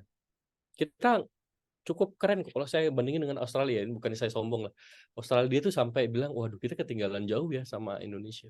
Dia itu sama mindsetnya, dia cuma ekspor bahan mentah. Dia kayak sama litium Pak. Litium, bahan baku litium. Tapi 90% litium konsentratnya dia yang masih dalam bentuk mentah ya Pak ya, hanya diolah dikit ya. Itu diekspor ke Cina. Di Cina. Dia sekarang minta ada kerjasama MOU Indonesia Australia untuk ini, hilirisasi ini. Gimana kita bisa saling kerjasama segala macam. Saya tawarin udah dibanding kirim ke Cina, bikin aja pabrik litiumnya di Indonesia. Kenapa? Kita lebih efisien dibandingin kalau bikin pabrik litiumnya di Australia. Biaya investasinya 2 kali lipat, Pak. Untuk kapasitas yang sama. Kita bisa selesai lebih cepat segala macam. Nanti Anda boleh punya saham di sini gitu. Perusahaan-perusahaan Australia punya saham aja di sini. Nanti kita beli litium konsentratnya, nggak usah dikirim ke Cina, kirim ke sini, ya udah kita bikin industrinya di sini gitu. Saya tawarin. Tapi mereka bilang, ya tapi kan gue juga mau dibikin di Australia. Ya udah nggak apa-apa. Sebagian bikin Australia, sebagian bikin Indonesia. Gitu. Ya kan kita harus realistis kan. Tadi ya, orang kan bisnis itu harus realistis. Dia akan cari mana yang paling efisien, gitu kan. Jadi ini satu hal yang penting tadi poinnya. Nah ini tadi yang disebutkan Mas Jahen ya. Kalau kita lihat ya, nikel produk itu sekitar 12%. Sekarang mungkin udah nomor 2 ya setelah batu bara, estimasi kami ya. Ya tukar-tukaran lah sama sawit nomor 2, nomor 3 ya. Tapi kalau kita lihat nih, kita berhasil menurunkan komposisi ekspor dari raw materials-nya ya. Jadi kalau yang ini 2011, yang hijaunya tua, hijau mudanya ini 2015, ininya 2020 ya. Turun Pak, sekarang cuma 19,6. Intermediate goods-nya 34%. Naik signifikan gitu. Jadi ya ini bisa membantu terhadap fluktuasi harga komoditas. Bisa membantu terhadap fluktuasi komoditas walaupun belum sepenuhnya kita bisa ini. Karena kalau mau sebenarnya ya harusnya sampai di capital goods, di finish good-nya itu yang kita tingkatkan. Tapi kan itu butuh proses Pak tadi. Kita tuh baru secara konsisten melakukan hilirisasi ini sebenarnya dari 2020. Ketika kita ban benar-benar ekspor dari nikel ore-nya. Karena sebelumnya tutup, buka, baru kita tutup lagi itu di 2020. Nah, ini pendapatan pajaknya nih. Pendapatan pajaknya nih. Tadi kan Mas Jahin udah menyinggung hal ini ya. Ini saya dalam bentuk US dollar ya. Jadi 2019 Pak, terakhir kita ban nikel ekspor ya, nikel ore ekspor ya. Pendapatan pajak kita itu dari semua ininya 266 juta dolar. Ya, 266 juta dolar. Nah, kalau kita hitung berapa yang kita ekspor waktu itu Pak nikel ore-nya ya. Ini 110, kita cuma akan dapat 110 juta dolar karena pajak ekspor itu cuma 10% dari total nikel ore ekspornya. Ini kita hitung cuma 110. Dari sini aja kita udah tahu 266 bandingin 110 juta. Apalagi kalau kita bandingin 2020, jauh. Jadi kalau bisa dilihat ya ini ya. 2020, 2021, 2022 angkanya seperti ini kenaikannya. Ini data dari Dirjen Pajak ini yang saya gunakan waktu itu untuk membantah argumennya Pak Faisal Basri. Enggak kok naik. Ini yang tax holiday, ini yang untuk tax holiday-nya ini. Ini corporate income tax-nya. 2022 naik signifikan full. Gitu kan. Ya ini tadi logikanya ibaratnya memancing tuh ini. Ya. Nah, ini juga sangat penting. Ini untuk pemerataan ya. Kalau kita ngeliat perspektif dari sisi pemerataan ya. Kenapa sih sebelum masuk ke sana ya, kenapa sih sebenarnya Cina yang paling besar masuk? Karena dia yang punya teknologi pemrosesan mineral paling canggih di dunia sekarang, Pak. Bukan hanya paling canggih, paling efisien. Kalau saya bilang sama teman-teman, kemarin saya bilang di Amsterdam, Anda tuh ketinggalan 15 tahun untuk teknologi baterai dan teknologi mineral processing. 15 tahun saya bilang. Ah, kenapa bisa begitu? Iya, kita bandingin kok teknologi Anda. Capex-nya berapa, efisiensinya berapa, segala macam. 15 tahun. Cuma nama doang ya. Iya, nggak bisa. Pak, di Cina mereka riset ya Pak, segala macam luar biasa. Hampir setiap perusahaan nikelnya ini Pak yang invest di Indonesia, mereka punya R&D sendiri. Jadi teknologinya tuh berkembangnya luar biasa. Nanti saya ada cerita. Jadi sampah aja sekarang mereka lagi mikir gimana ada besi ya di dalam sampahnya ini Pak, dia mau ambil. Ini udah jadi sampah nih Pak. Jadi kan nikel ore tadi ya, udah kita ambil nikelnya, kan tanahnya sisanya itu jadi kayak kita sebutnya tailing ya. Tailingnya ini mereka ternyata ada besinya nih. Dia lagi mikir gimana dia bisa ambil besinya lagi. Jadi sampai seperti itu. Kalau ini yang saya lihat ya, to be honest ya, saya ngomong sama teman-teman saya dari Amerika, bilang aduh Anda ketinggalan deh. Ya terus gimana caranya kita ngejar kok? Dia bilang, ya coba risetnya Anda mana, saya kasih nih tambangnya, saya kasih nikelnya, coba teknologinya di sini. Oh gitu toh. Iya, sampai segitunya, Pak. Saya bilang sama mereka, coba gitu. Itu yang penting. Nah, kalau kita lihat ini share FDI ya Pak ya, di Jawa dan luar Jawa ya. Jadi dulu di Jawa itu mayoritas Pak. Jadi kalau kita hitung Pak, dari 1990 sampai 2014, FDI yang masuk di Jawa itu sekitar hampir 2.000 miliar dolar. 2.000 miliar dolar Pak. Kalau kita hitung ya, dari 1990 sampai dengan 2014. Di luar Jawa itu hanya sekitar 530 miliar dolar. Jadi cuma seperempatnya Pak. Ini kalau ini saya ngambilnya dari 2014. Nah, kalau kita lihat kemudian dari 2014 sampai 2022, sekarang itu 58% masuknya keluar Jawa. Karena tadi daerah-daerah yang Sulawesi, Halmahera, segala macam, Kalimantan, itu banyak masuk FDI-nya ke sana. Kan ini bagus buat pemerataan ekonomi kita. Jadi semuanya nggak Java-centric aja ininya. Dan government nggak perlu keluar duit banyak kok, mereka sendiri yang invest. Mereka yang bikin kawasan industrinya, segala macam, mereka bikin pelabuhannya. Ya, kita cuma kasih izin dan pengawasan aja supaya jangan ada yang menyalahi aturan. Nah, ini tadi. Saya mungkin koreksi, bukan 39 bulan ya, 40 bulan Pak. Kita itu surplus trade balance-nya. Nggak pernah terjadi dalam sejarah Indonesia Pak. Ini dari 2020 sampai terakhir kalau nggak salah Juli ya, 2023 ya. Surplus Pak. Terus pada waktu COVID, current account kita juga surplus. Baru kemarin di Q2 ini ada sedikit defisit, tapi angkanya masih manageable relatif. Coba dibandingkan misalnya nih, current account-nya kita di 2019 ya, waktu kita belum ada hilirisasi apa segala macam. Saya ambil contoh 2022, Prof ya. Harga minyaknya berapa? Hampir $100 kan. Dulu kalau harga minyak naik, apa yang terjadi sama kita? Rupiahnya berantakan, trade-nya defisit, current account-nya defisit. Gitu. Tapi 2022 kita bisa balancing. Surplus malah.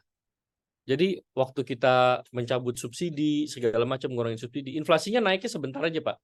Sebentar habis itu kita bisa kendalikan lagi. Nah ini kalau kita hitung ya, dulu kita punya komoditi boom itu Pak, itu 2011 ya. Jadi ketika harga komoditas naik itu 2011. Ini ekspor kita $203 miliar. 2022 yang banyak orang bilang komoditi boom juga, ini ekspor kita $292 miliar. Jadi selisihnya itu adalah $88 miliar. Jadi kalau kita bandingin ya, dari CPO ini naik kira-kira $11 miliar, dari 88 ini kontribusinya $11 miliar dari CPO, $21 miliar dari coal, $26 miliar itu dari hilirisasi nikel, hanya untuk stainless steel. Kalau kita ngomong sama baterai apa segala macam Pak, tambahin $5 miliar lagi. Jadi sekitar 31 miliar. Jadi signifikan. Ini ya kalau kita bandingin lah sama negara-negara G20 Pak. Kenapa kemudian Indonesia itu namanya cukup respected ya di dunia internasional. Sekarang kita lihat kemarin waktu saya lihat waktu G7 di Hiroshima, G20, Pak Jokowi itu duduk di sebelahnya Biden. Dan dia ya kalau kita lihat di foto itu selalu di barisan yang kelihatan memang strategis karena orang ngelihat bagaimana perkembangan Indonesia sekarang dibandingkan yang sebelum-sebelumnya. Jadi dari segi GDP kita nomor 2, growth-nya setelah Cina, inflasinya rendah. Gitu. Coba negara-negara lain nih kan, kita 3,3%, government debt to GDP-nya kita cuma 38%, gitu kan. Ya, stoknya juga ya oke lah relatif, rupiahnya juga masih relatively masih baik gitu segala macam. Jadi makronya aman kalau boleh dibilang ya. Walaupun kita nggak boleh terlena lah, ini guncangan yang akan datang ini akan lebih kencang dibandingin sebelumnya Pak, kalau estimasi kami. Nah ini juga kalau kita lihat bagaimana pertumbuhan ekonominya di Morowali, ya di Halmahera Tengah yang daerah dari hilirisasi ini meningkatnya cukup signifikan ininya. Tapi oke lah pertumbuhan ekonomi, saya mau ngeliat angka kemiskinan nih Pak. Angka kemiskinannya di provinsi ya, ini Sulawesi Tengah dan Maluku Utara. Trennya kelihatan menurun Pak. Memang naik nih waktu zaman COVID Pak 2020 2021 naik. Tapi di mana sih yang nggak naik? Ya pertanyaan saya kan, saya lihat ini kritisisasi dari beberapa orang. Yang oh ini hilirisasi gini-gini, tapi kok ini kemiskinan naik? Ya lihat dong, ada COVID gitu kan. Tapi setelah COVID-nya kita kendalikan 2022 kan turun lagi Pak. Ya kan. Satu perusahaan namanya QMB. Ketika dia mulai konstruksi Pak, ini untuk bahan baku baterai Pak, HPAL. Ketika dia mulai konstruksi, kita minta dia rekrut dulu lulusan S1 dari teknik mesin, kimia, apa segala macam. Ini mereka semua dikirim S2 Pak di Cina untuk jurusan metalurgi dan material science. 2 tahun pabriknya selesai, mereka lulus, sekarang mereka yang mengoperasikan semua. Ininya. Artinya udah melangkah. Iya. Terus kita bikin juga politeknik di kawasan industri jadi Bapak yang menyedihkan ya ini ya sebenarnya di luar perkiraan kita Pak, yang masuk melalui politeknik misalnya di Morowali gitu ya masih banyak orang Makassar, orang Manado gitu, tapi orang Morowalinya sendiri ternyata SMA-nya ya masih agak ketinggalan. Jadi sekarang kita minta mereka juga bantu nih yang SMA ini. Tapi tanpa SDM saya bilang kita kalah. Jadi Kita udah oke nih transfer teknologi apa segala macam. Tapi kalau kita mau lebih cepat, ini harus dibangun SDM. Nggak bisa nggak. Nah ini yang kalau kita lihat Pak, ya tadi nikel, bauksit, kopar, timah. Satu lagi kita lihat rumput laut sebenarnya Pak. Rumput laut ini bagian dari ketahanan pangan, kan rumput laut ini dipakai di hampir semua makanan. Jadi kalau di Eropa sosis Pak, untuk menambah kekenyalan itu rumput laut. Ini yang kita belum utilize nih. Ini Pak Luhut lagi ngedorong soal ini. Ya kita dorong. Terus ini bisa dipakai buat obat, kosmetik segala macam ya Pak. Kita udah lihat ya. Tapi basically kalau kita lakukan konsisten ini, kita hitung berapa GDP kita apa segala macam. Tadi yang Mas Jahin tuh benar. 2035 kita belum bisa mencapai 10.000 US dollar. Kita akan tua sebelum kaya. Karena ketika itu bonus demografi kita udah turun.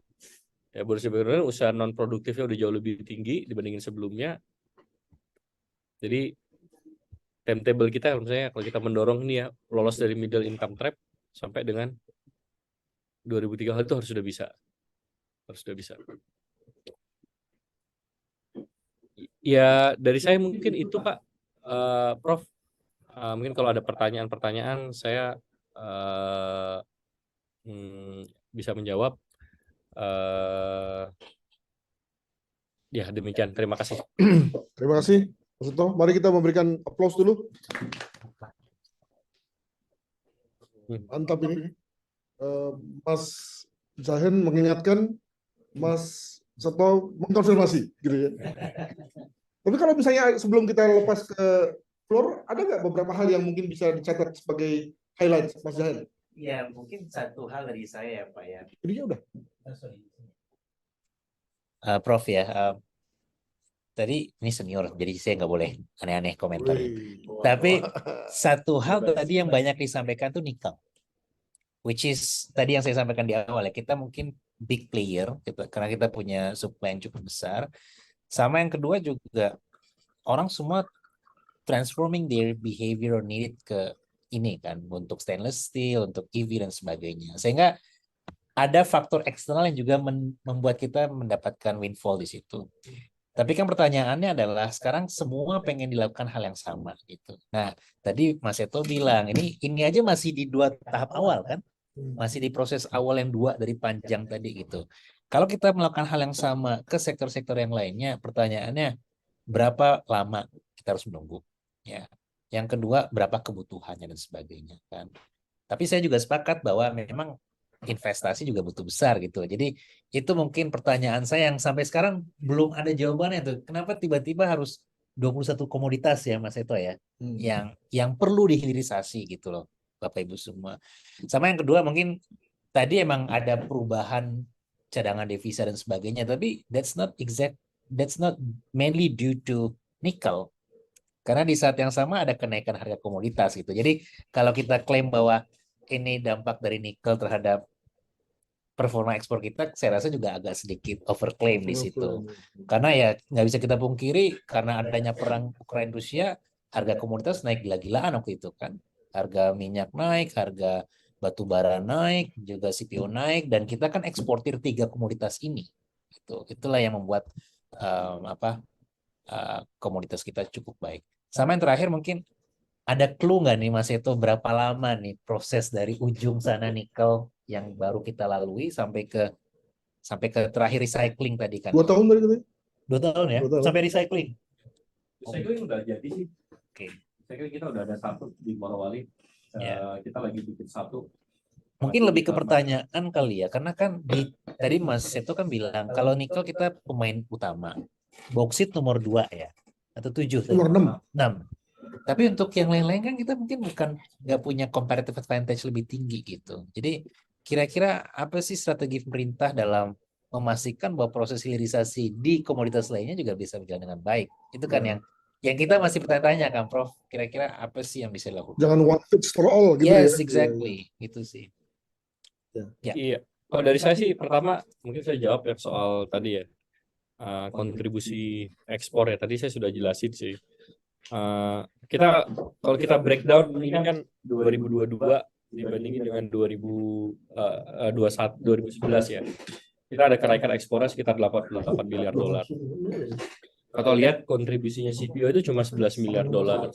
Batu bara ini cuma 21 miliar dolar. Jadi dari hilirisasi nikel untuk iron and steel aja sekitar 26. Kalau kita tambah dan tadi baterai mungkin ada tambahan sekitar 4 sampai 5 miliar dolar lagi. Jadi tinggi kok. Kita hitung kalau misalnya kita nggak lakukan hilirisasi ini, artinya kita cuma ekspor nikel ore doang, karena akun kita bakalan defisit. Jadi ini menurut saya ini sudah cukup clear karena kita udah lihat breakdown dan kontribusinya masing-masing.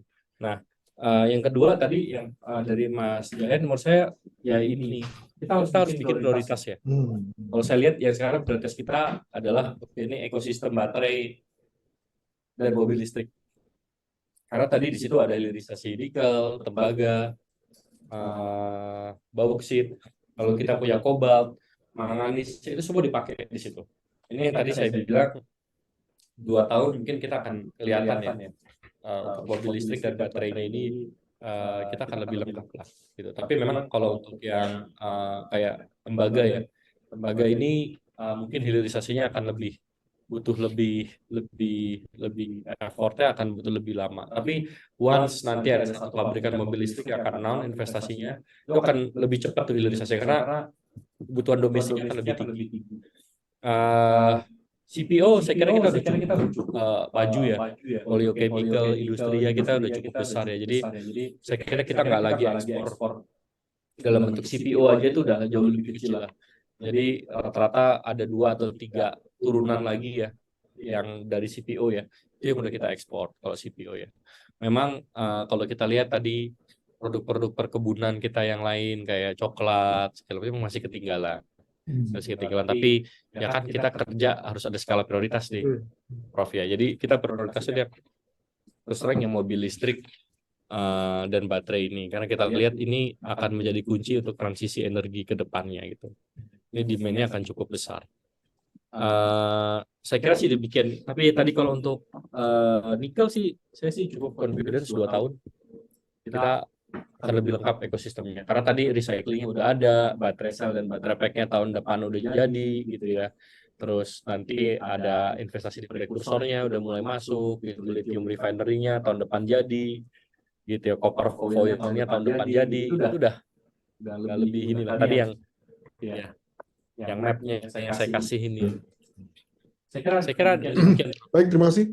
Baik, ini ada yang angkat tangan nih, Dr. Hanafi. Nah, ini Pak Hanafi ini cocok ini.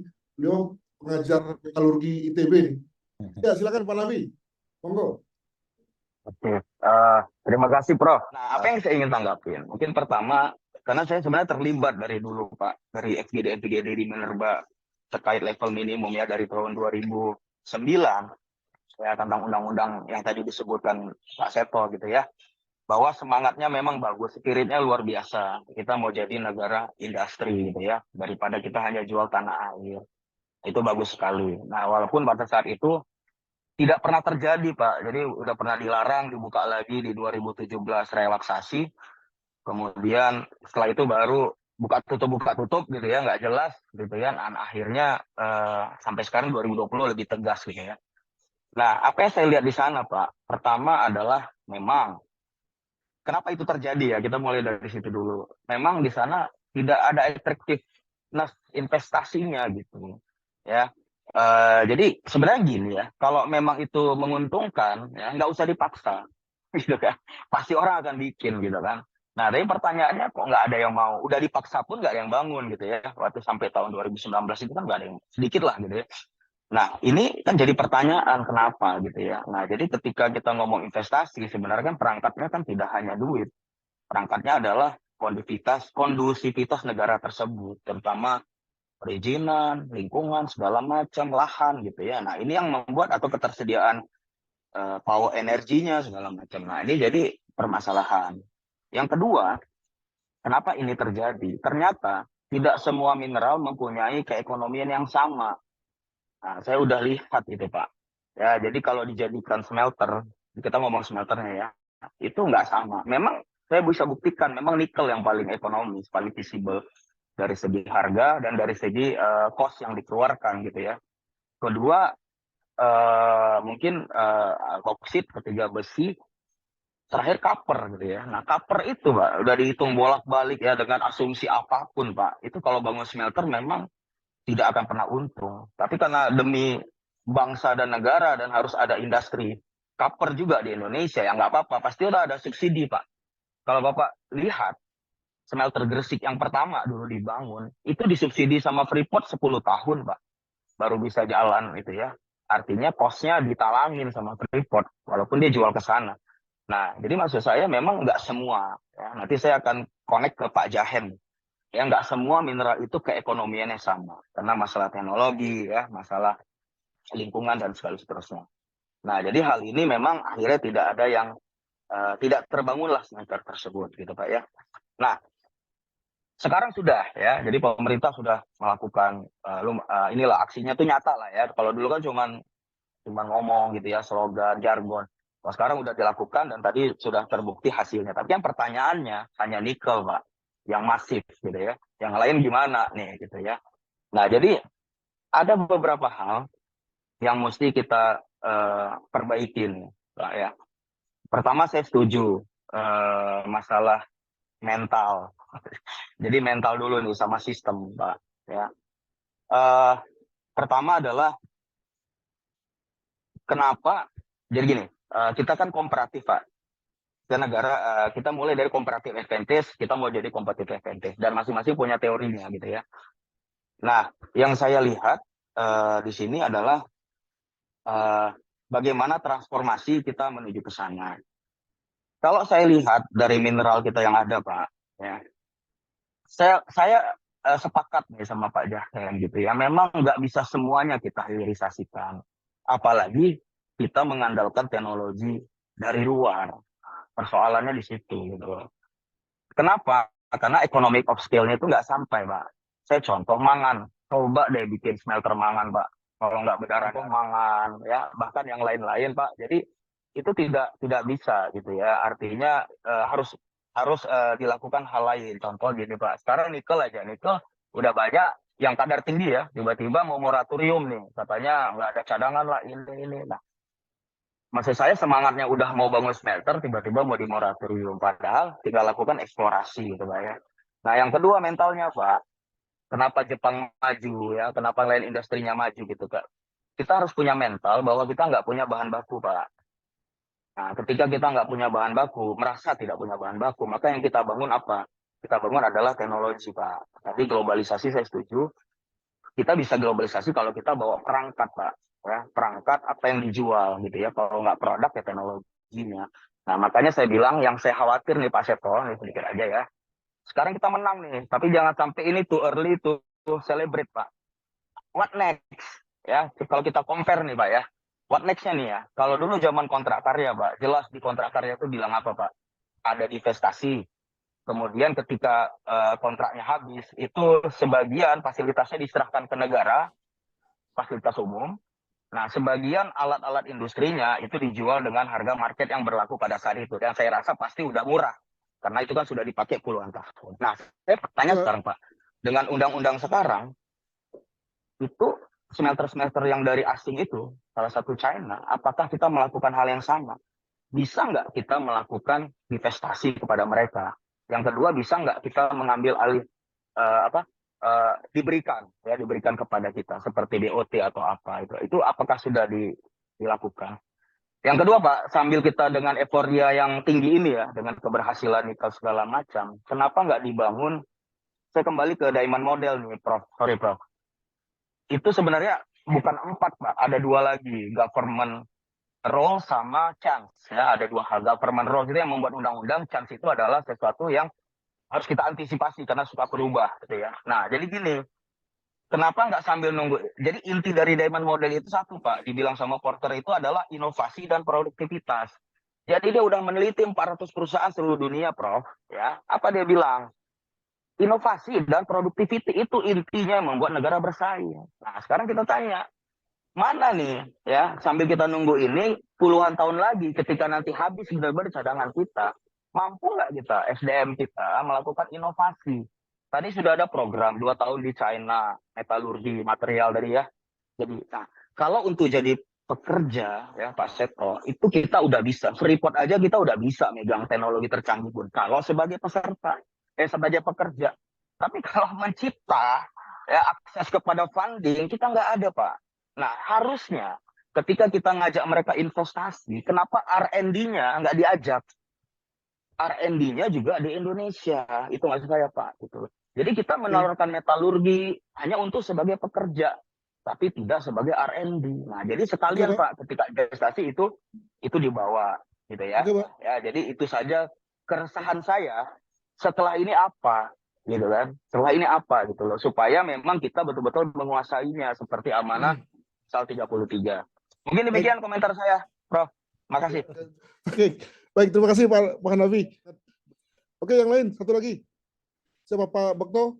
Wah, ini kalau polisi nanya pasti yang ilegal-ilegal ini yang dicari, Pak. Mari Pak Bekto. Terima kasih Pak Adrianus. Bukan polisi tapi mantan polisi. Saya yang sangat awam terkait dengan masalah hilirisasi itu menjadi sedikit terbuka. Ya, tadi kayak mendengar kuliah nih dua narasumber itu. Ya, ini luar biasa. Saya memandang masalah hilirisasi itu dua hal. Yang pertama adalah comfort zone. Comfort zone-nya negara-negara barat yang maunya kalau bisa Indonesia kirimnya ore terus, bahan mentah terus. Kedua adalah comfort zone-nya pengusaha pelaku ekonomi di bidang tambang. Itu juga sudah comfort zone dengan ngirimnya barang mentah. Di samping, ini menarik sekali nih Pak Seto kalimatnya, ini juga jadi comfort zone juga. Indonesia ini masih dalam tahap ekonominya ekonomi ayam dan monyet. Maunya hanya ceker-ceker saja, maunya hanya langsung petik buah dari hutan, langsung dimakan dan sebagainya. Ini membuat comfort zone. Ini kebijakan, ya kebijakan ini sudah dilakukan dan sudah berjalan. Pertanyaan saya yang pertama adalah, apa saran dari Pak Jahen? Apa sebaiknya saran yang terbaik dari Pak Seto? Bagaimana ini tetap sukses? Bagaimana ini supaya sukses? Itu yang pertama. Yang kedua kaitannya dengan sumber daya manusia. Ini untuk dibikin smelter dan sebagainya kita butuh expert. Kita disajikan data Pak Seto tadi, kita sangat minim. Kita butuh ahli-ahli metalurgi dan sebagainya. Tetapi untuk ini sukses, bukan hanya tenaga expert saja, namun juga perlu tenaga-tenaga yang banyak. Ya memang kita butuh tenaga kerja yang banyak, tapi kenyataannya masih tenaga kerja kita pada umumnya, orang Indonesia itu rata-rata masih lulusan SMP. Satu itu. Yang kedua adalah, saya tidak tahu ini tepat apa enggak, terlalu banyak SMA, SMU. Kita sangat kurang kaitannya dengan SMK. Kita sangat kurang kaitannya dengan politeknik. Kita sangat kurang kaitannya dengan pendidikan-pendidikan vokasi. Saya tanya lagi kepada dua narasumber, Pak Jahen sama Pak Seto, kira-kira saran, ya, karena ini sekali lagi membuat kebijakan itu tidak mudah dan pasti banyak positif dan negatifnya. Apa sarannya kaitannya dengan sumber daya manusia? Jangan, sekali lagi, jangan hanya melihat expertnya saja, tapi juga tenaga kerja yang begitu banyak sebaiknya langsung terserap dan running supaya ini sukses. Terima kasih. Memberi kerjaan baru pada Pak Luhut, ya. Fokusnya pendidikan, vokasi. Gimana nih? Ya, baik. Maaf, saya nggak bisa on cam, Prof. Karena karena ini kameranya nggak berfungsi ya. Jadi saya tadinya mau bertanya mengenai payback period, ya, mengenai produktivitas, mengenai alih teknologi dan sebagainya. Tapi tampaknya sudah diborong oleh Dr. Hanafi ya tadi. Saya cuma mau bertanya secara singkat, ya, saya mau bertanya secara singkat, meneruskan pertanyaan seorang supir taksi ya, Jadi waktu saya naik taksi, supir taksi itu bilang, Pak, negara kita itu kaya raya, Pak ya. Oh ya benar, gitu saya bilang. Terutama rupanya dia juga mendengar mengenai euforia nikel ya, euforia nikel. Kemudian dia tanya, Pak, kalau itu ternyata bisa memberikan banyak manfaat, ya penghasilan, manfaatnya buat kita apa, Pak? Nah, gitu. Jadi kalau boleh saya terjemahkan, ini ada semacam em, menggunakan trickle down effect ya. Menetesnya ke kami itu seperti apa, Pak? Gitu. Ya. Jadi itu terus terang agak sulit saya menjawab. Ya, agak sulit saya menjawab karena tampaknya akan mengarah kepada penambahan penerimaan pada APBN. Nah, ini saya mohon penjelasan dari Mas Jahen atau Mas Seto, ya. Apakah berpengaruh, berdampak terhadap APBN atau tidak euforia nikel ini? Khususnya kemungkinan adanya trickle down effect. Demikian, Prof. Adri. Terima kasih. Menjawab yang saya ingat tadi pertanyaannya.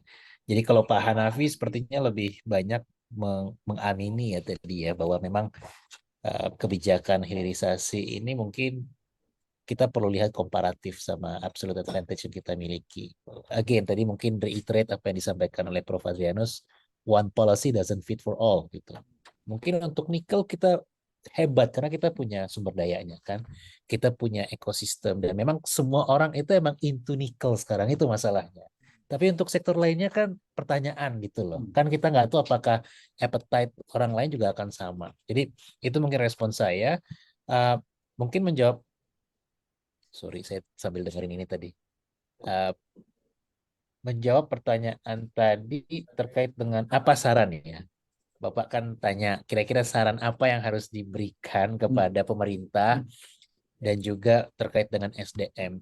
Dari saya pribadi, saya tetap kekeh bilang bahwa kebijakan yang namanya banning itu akan bikin distorsi. Ya, walaupun tadi justifikasinya adalah ini juga dilakukan negara yang lain, gitu kan. Tapi bukan menjadi alasan kita orang lain melakukan hal yang sama, kita juga melakukan hal yang sama, gitu kan. Bukan itu ini. Terus yang kedua juga ada banyak hal lain. Benar, investasi memberikan subsidi itu mahal. Tapi kan nggak perlu dengan skala yang besar gitu. Misalnya subsidinya adalah mengencourage nanti perusahaan-perusahaan untuk bisa mengembangkan inovasi dan sebagainya. Itu kan nggak muncul sekarang. Kita masih sangat rely on teknologinya Cina. Itu kan yang ditakutkan oleh banyak orang kan.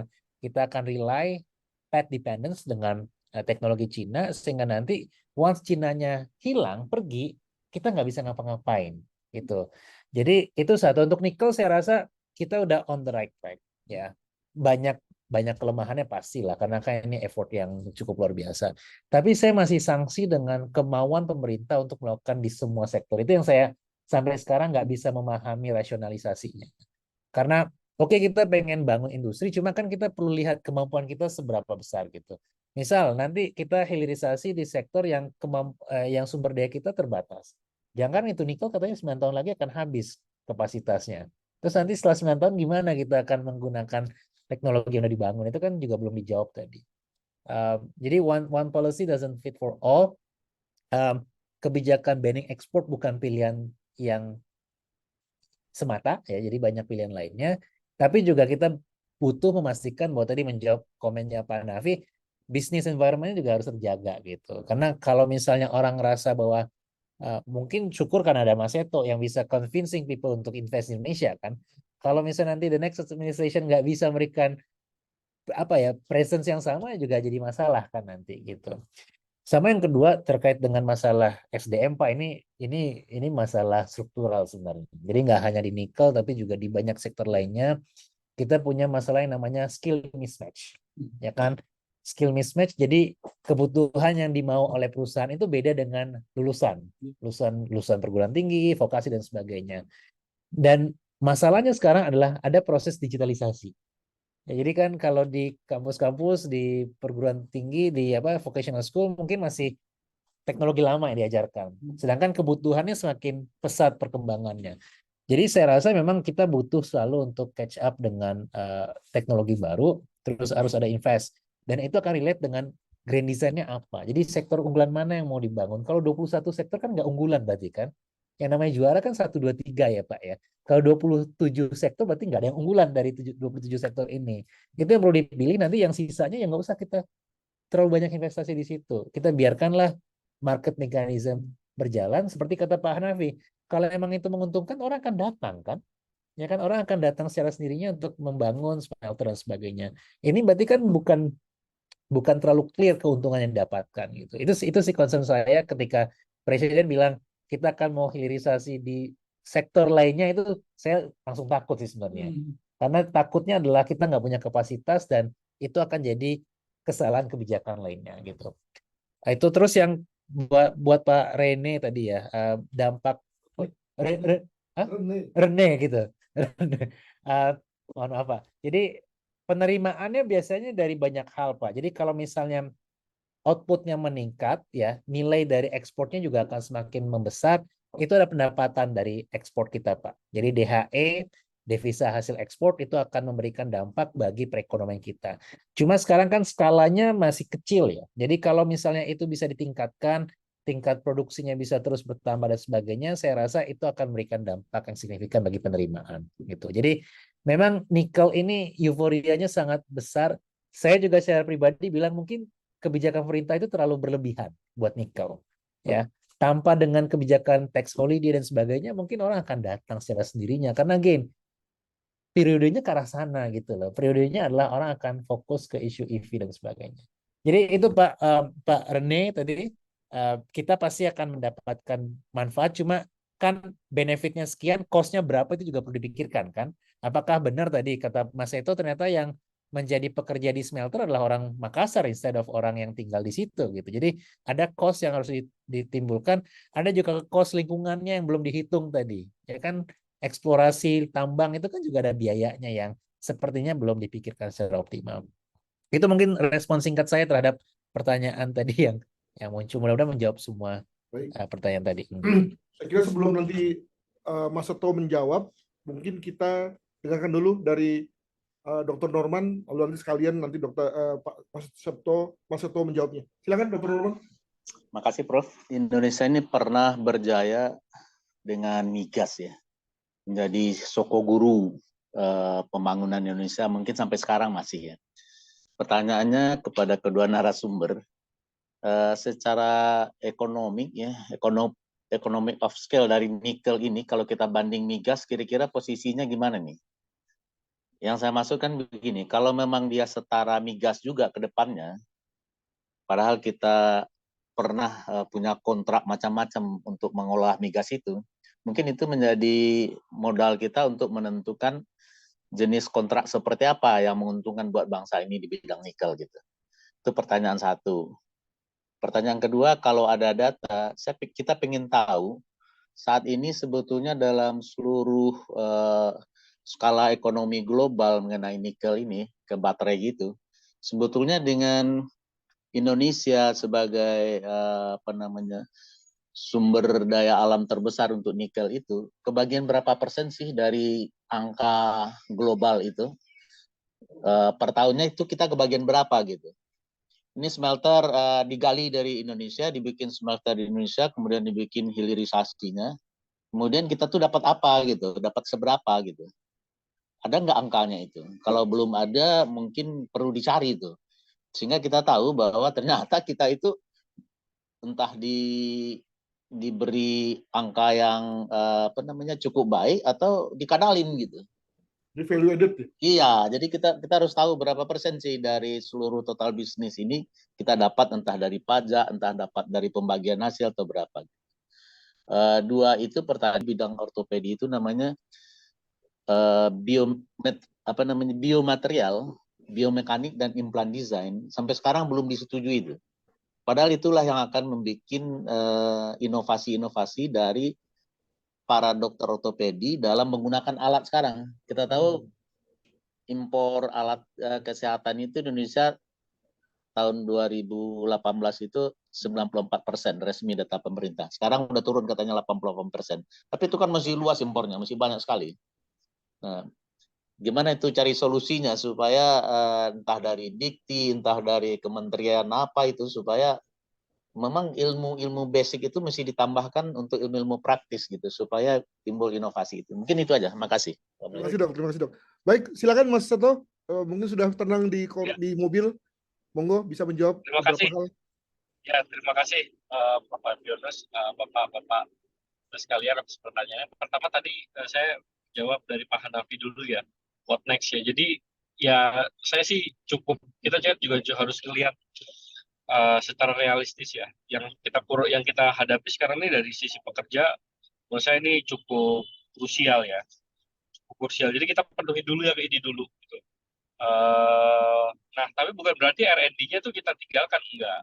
Jadi perusahaan-perusahaan yang tadi ya, yang melakukan hilirisasi di Indonesia tuh banyak yang udah kerjasama sama ITB gitu ya, untuk pengembangan teknik hidrometalurgi, untuk kemudian ada transfer of teknologi, bagaimana tentang teknologi ini tuh udah kita lakukan.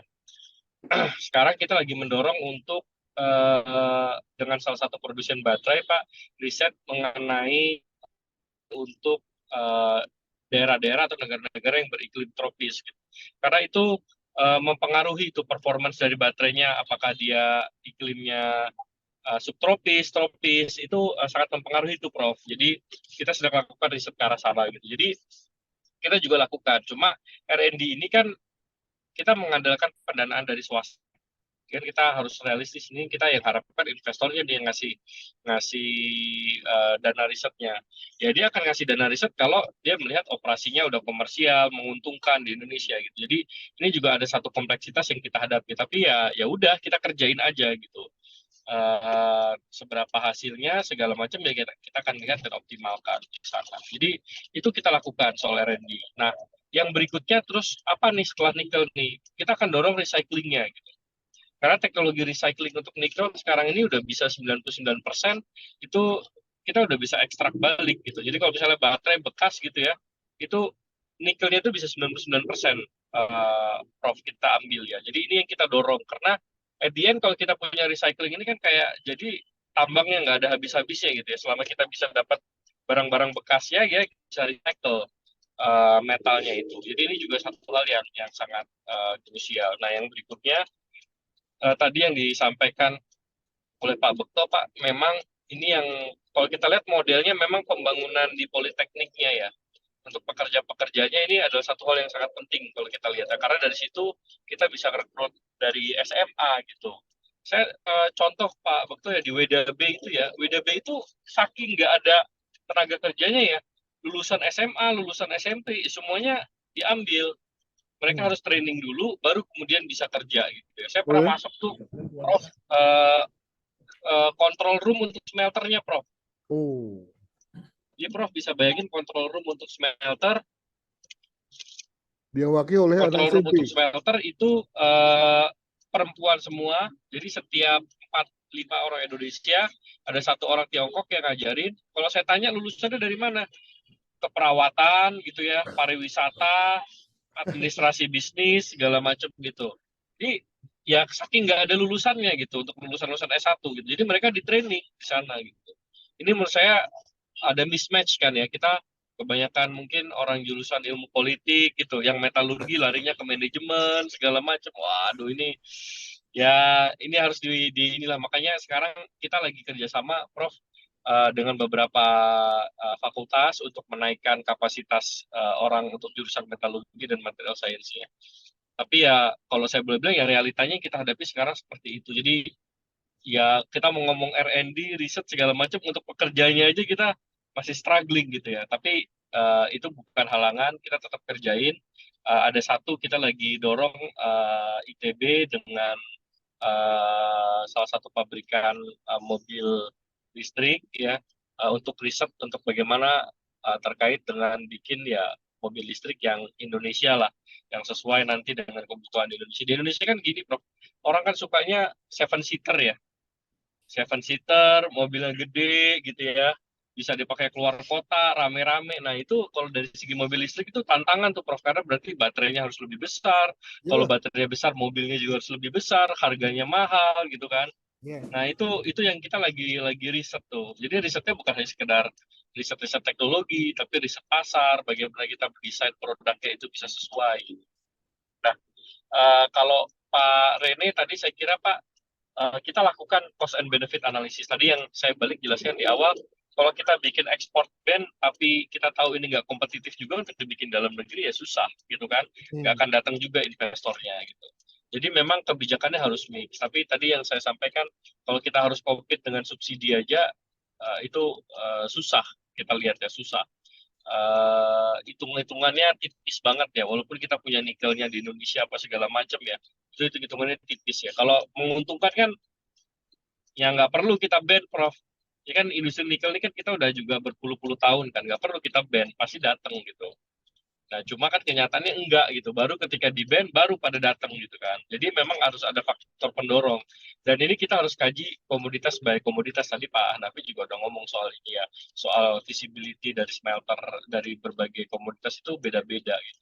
Makanya tadi kita bikinnya tuh ekosistem, Prof. Jadi bukan hanya ngomong hilirisasi komoditas by komoditas, enggak gitu. Kita jadi satu ekosistem. Kalau jadi satu ekosistem, orang ngelihatnya beda gitu. Karena dia akan melihat competitiveness-nya, demand di dalam negerinya, segala macam hilirnya seperti apa, ini jadi satu.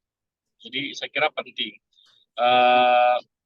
Tadi kalau dari Pak Norman, Pak, saya kebetulan nanganin Alkes juga Pak ya.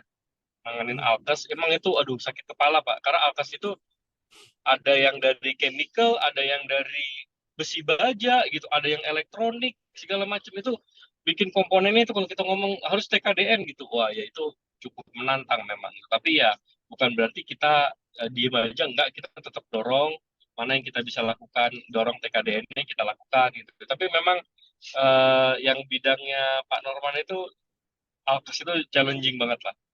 Lebih mudah obat ya dibandingin Alkes ya. Karena Alkes itu tadi komponennya itu Prof bukan hanya itu ya, bisa gabungan, ada elektronik, besi bajanya, ada chemicalnya. Aduh, kita lihatnya itu juga sih. Dari saya demikian Prof. Mungkin saya mohon izin Terima pamit. kasih Mas Seto atas masukannya amat inspiratif. Saya kira Anda memang punya modal untuk menjadi regulator ini, orangnya easy going, solutif, realistik ya, dan memang harus kerja gitu ya. Karena kalau hanya habis di diskusi nanti kita nggak kerja ya, Mas Seto ya, gitu ya.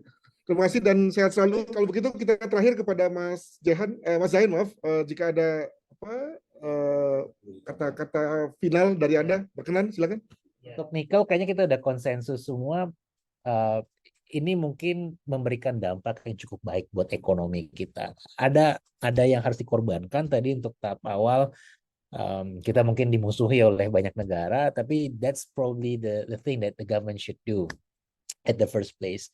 Tapi again, saya masih sangat against kalau misalnya pemerintah itu yaudah kita hilirisasi semua gitu. Itu yang saya sampai sekarang udah belum terjawab tadi sama Mas Seto. Kan Mas Seto bilang masih ke EV kan tadi, masih ke ekosistem listrik. Tapi untuk ke yang lain itu kayaknya berat gitu loh Pak. Berat banget karena jangankan itu nikel tadi ternyata yang bekerja adalah lulusan SMA, perawat dan sebagainya. Di sektor yang lain juga butuh ekspertis yang berbeda lagi kan, yang mungkin juga butuh dana yang cukup besar gitu. Dan again, kita kan di globalisasi ini kan di global value chain, nggak perlulah kita ngerjain semua. Kayak iPhone kan ada yang dari Cina, inputnya semikonduktornya dari Malaysia, terus juga assembly-nya di Taiwan dan sebagainya. Jadi mungkin kita perlu spesialisasi di sektor-sektor ataupun komunitas yang kita emang ahli di situ, tapi dibangunlah industrinya di sana gitu loh. Jadi nggak harus by komoditas, tapi by produk apa yang kita bisa kembangkan secara optimal. Itu mungkin yang bisa saya sampaikan. Tetap kita butuh terus mengkoreksi pemerintah ya, karena kalau nggak ya nanti kan bablas ya. Dan takutnya ini dipengaruhi oleh politik ya. Kita nggak bisa pungkiri itu banyak orang yang bermain di sektor ini yang mendapatkan keuntungan gitu loh. Jadi itu yang perlu hati-hati dalam membuat kebijakan nanti. Jangan sampai ini karena ada self interest bukan karena pengen memajukan masyarakat ataupun negara. Itu mungkin dari saya Bapak Ibu semua. Terima kasih atas undangannya. Mudah-mudahan nanti bisa ikut diskusi lagi di kesempatan yang lain kalau saya bisa bantu nanti buat diskusinya. Terima kasih Prof atas undangannya. Thank you. Terima kasih Mas Zain, Bapak Ibu sekalian, rekan-rekan. Jadi inilah akhir dari diskusi kita. Kita tentu sebagai kelompok pemikir tidak berpretensi untuk mencari solusi, mendapatkan solusi karena kita tidak memegang kebijakan juga gitu ya. Tapi paling tidak ini menjadi mencerahkan bahwa semua kebijakan memang pasti ada untung ruginya. Dan ketika pemerintah telah memutuskan, maka tentu kita berada pada posisi mengikutinya, memonitornya, dan memberikan warning jika ada hal-hal yang kurang pas. Dan inilah yang tadi telah dilakukan oleh Mas Jahen mewakili akademisi begitu ya, terkait dengan beberapa capaian yang sudah dilakukan oleh pemerintah sebagaimana diklaim oleh Mas Seto tadi. Demikian akhir dari diskusi kita, dan kita akan ketemu 2 minggu dari sekarang. Terima kasih dan sampai jumpa. Assalamualaikum warahmatullahi wabarakatuh. Sampai siang. Bye-bye.